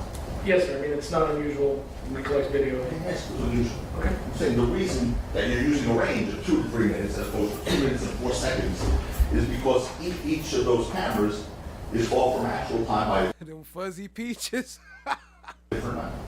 Yes. For instance, on camera 1, you hear the first shot at 10, 15, 53 seconds. Hold on before we play it.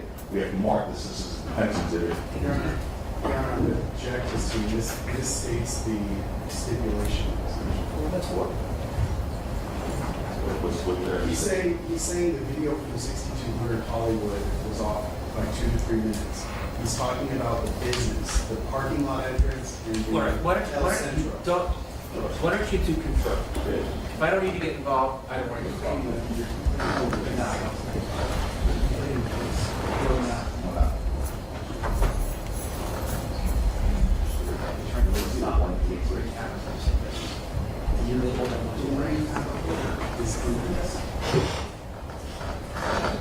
So that's what I'm saying.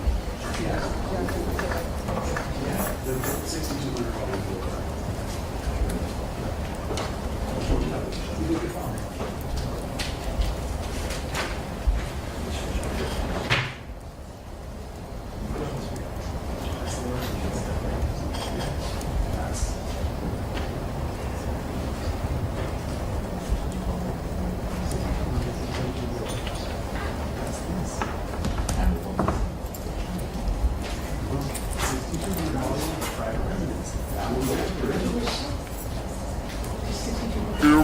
Lady Justice is blind. Everybody can get it.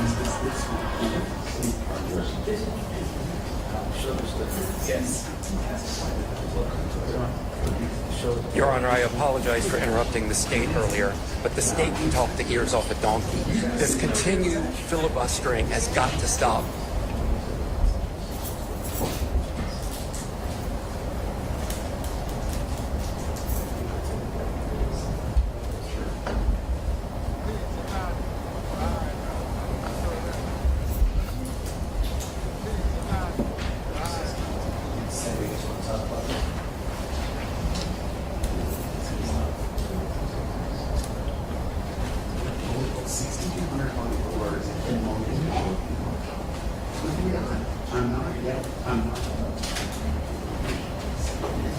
Who you talking about, Will?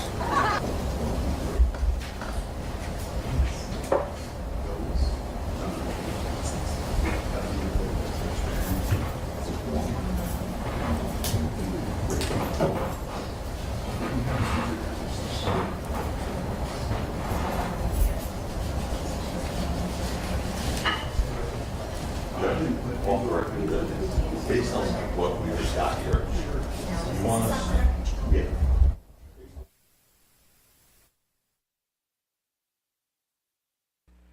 Rocky washed his hands. He said, "I'm done." He washed his hands with it. The day after tomorrow, Thursday, and as close to that time as possible, we will resume statutory and turn on Thursday. Please don't discuss the case amongst yourselves or. Well, family. Look like that's it for the day. For the court from yesterday. Appreciate y'all rocking out with me. Holding it down. Shout out to everybody in the chat. Much love to all y'all. Yo, so I want to know, do y'all think, I should have put a poll up earlier. It's kind of too late now because I'm about to close out. But do anybody here think that ASAP going to jail behind this? Do you think he'll be charged with anything? Because ain't no way Relli is being found to be reliable or anything he's saying. Everything he did on the stand proved he was a liar. Then the cops over here lying and all that stuff too. So anyway, quick shout out to hold on, let me set that up for it pop up wrong. But you know, we rocking out. We gon' that ain't even right. So I gotta fix that. But appreciate y'all, family. Let me see. We're going to get into this real quick. And I come and do a roll call. And shout out to everybody on my way out after I fix this screen. Appreciate y'all, family. Much love. And shout out to all y'all for being here.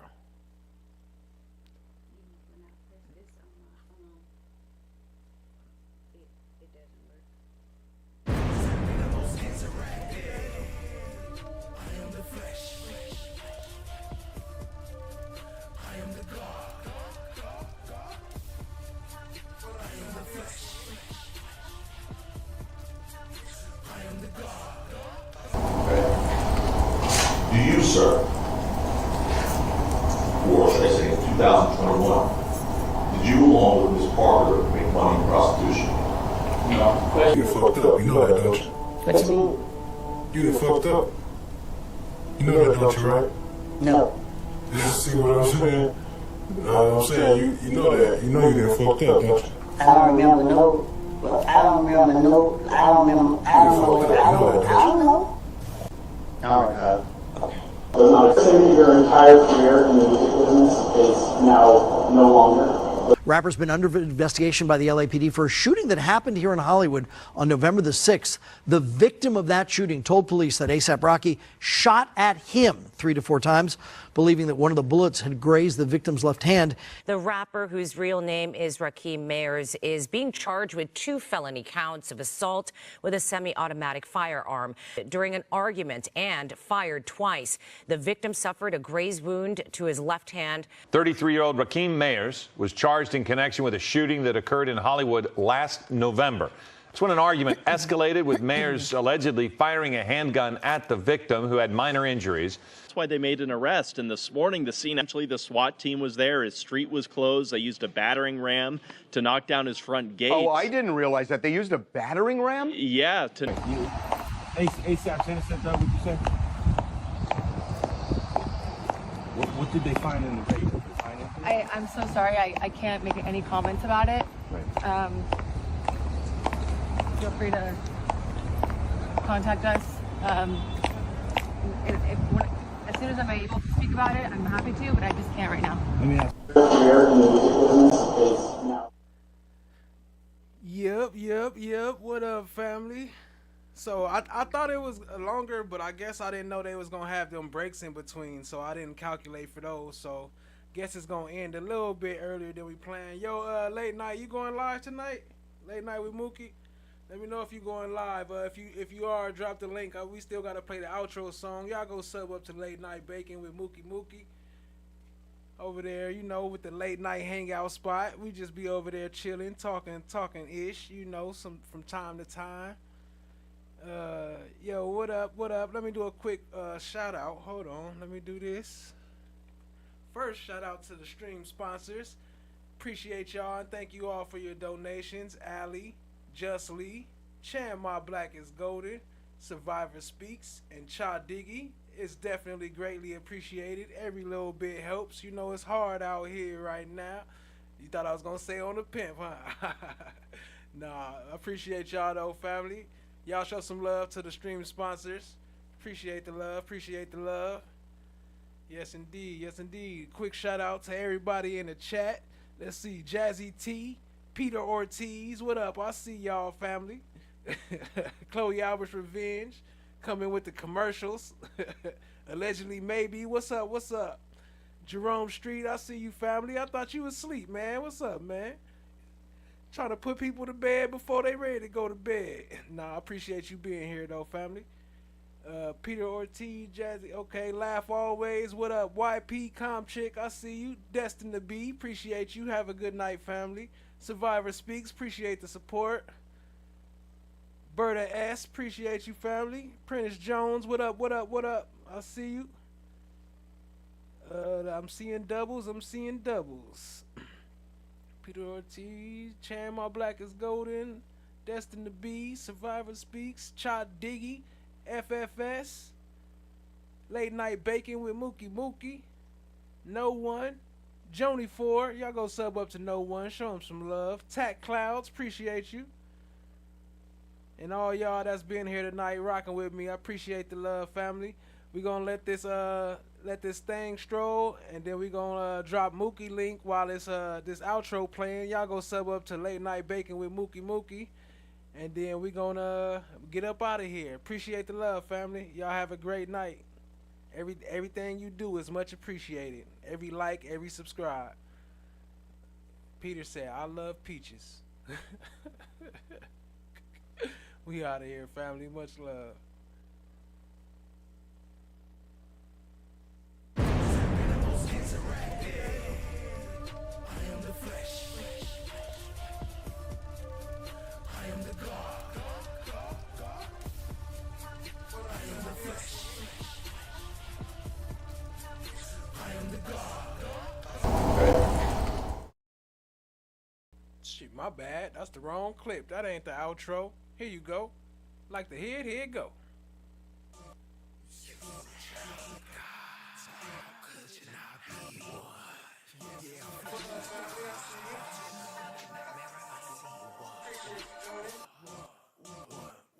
From the ashes he arose. Never hated friend or foes. Just a sub to art and not giving a fuck. Chasing down my goals. I self-law am master. Supernatural disaster. Metaphysical reaction.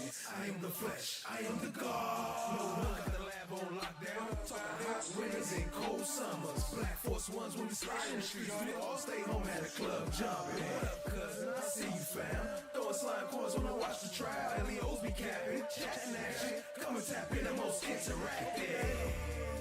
I am the flesh. I am the God. I am the flesh. I am the God. Don't tap Let's go and get the lights up. So you can share, tell them pack in. Feeling left, right, front to the passenger side. It's right here, the premiere. How you know? Cause them boys broadcast to the live. Wanna talk about it? Hit the link right here. Slide coins up, got 100 bands. Montage, watch how the check. And the band made love to a bobblehead. 2 bands do a dance like check. I'ma keep going till I'm motherfucking tired. You what? I'm motherfucking tired. Slide real side, could we rain down game? Like, what you mean? Just watch the rise. Watch the rise. Watch the rise. I am the flesh. I am the God. I am the flesh. I am the God. Flesh of the God. I see one. I see one. I see one. I see one. I see one. I am the flesh. I am the God. I am the flesh. I am the God.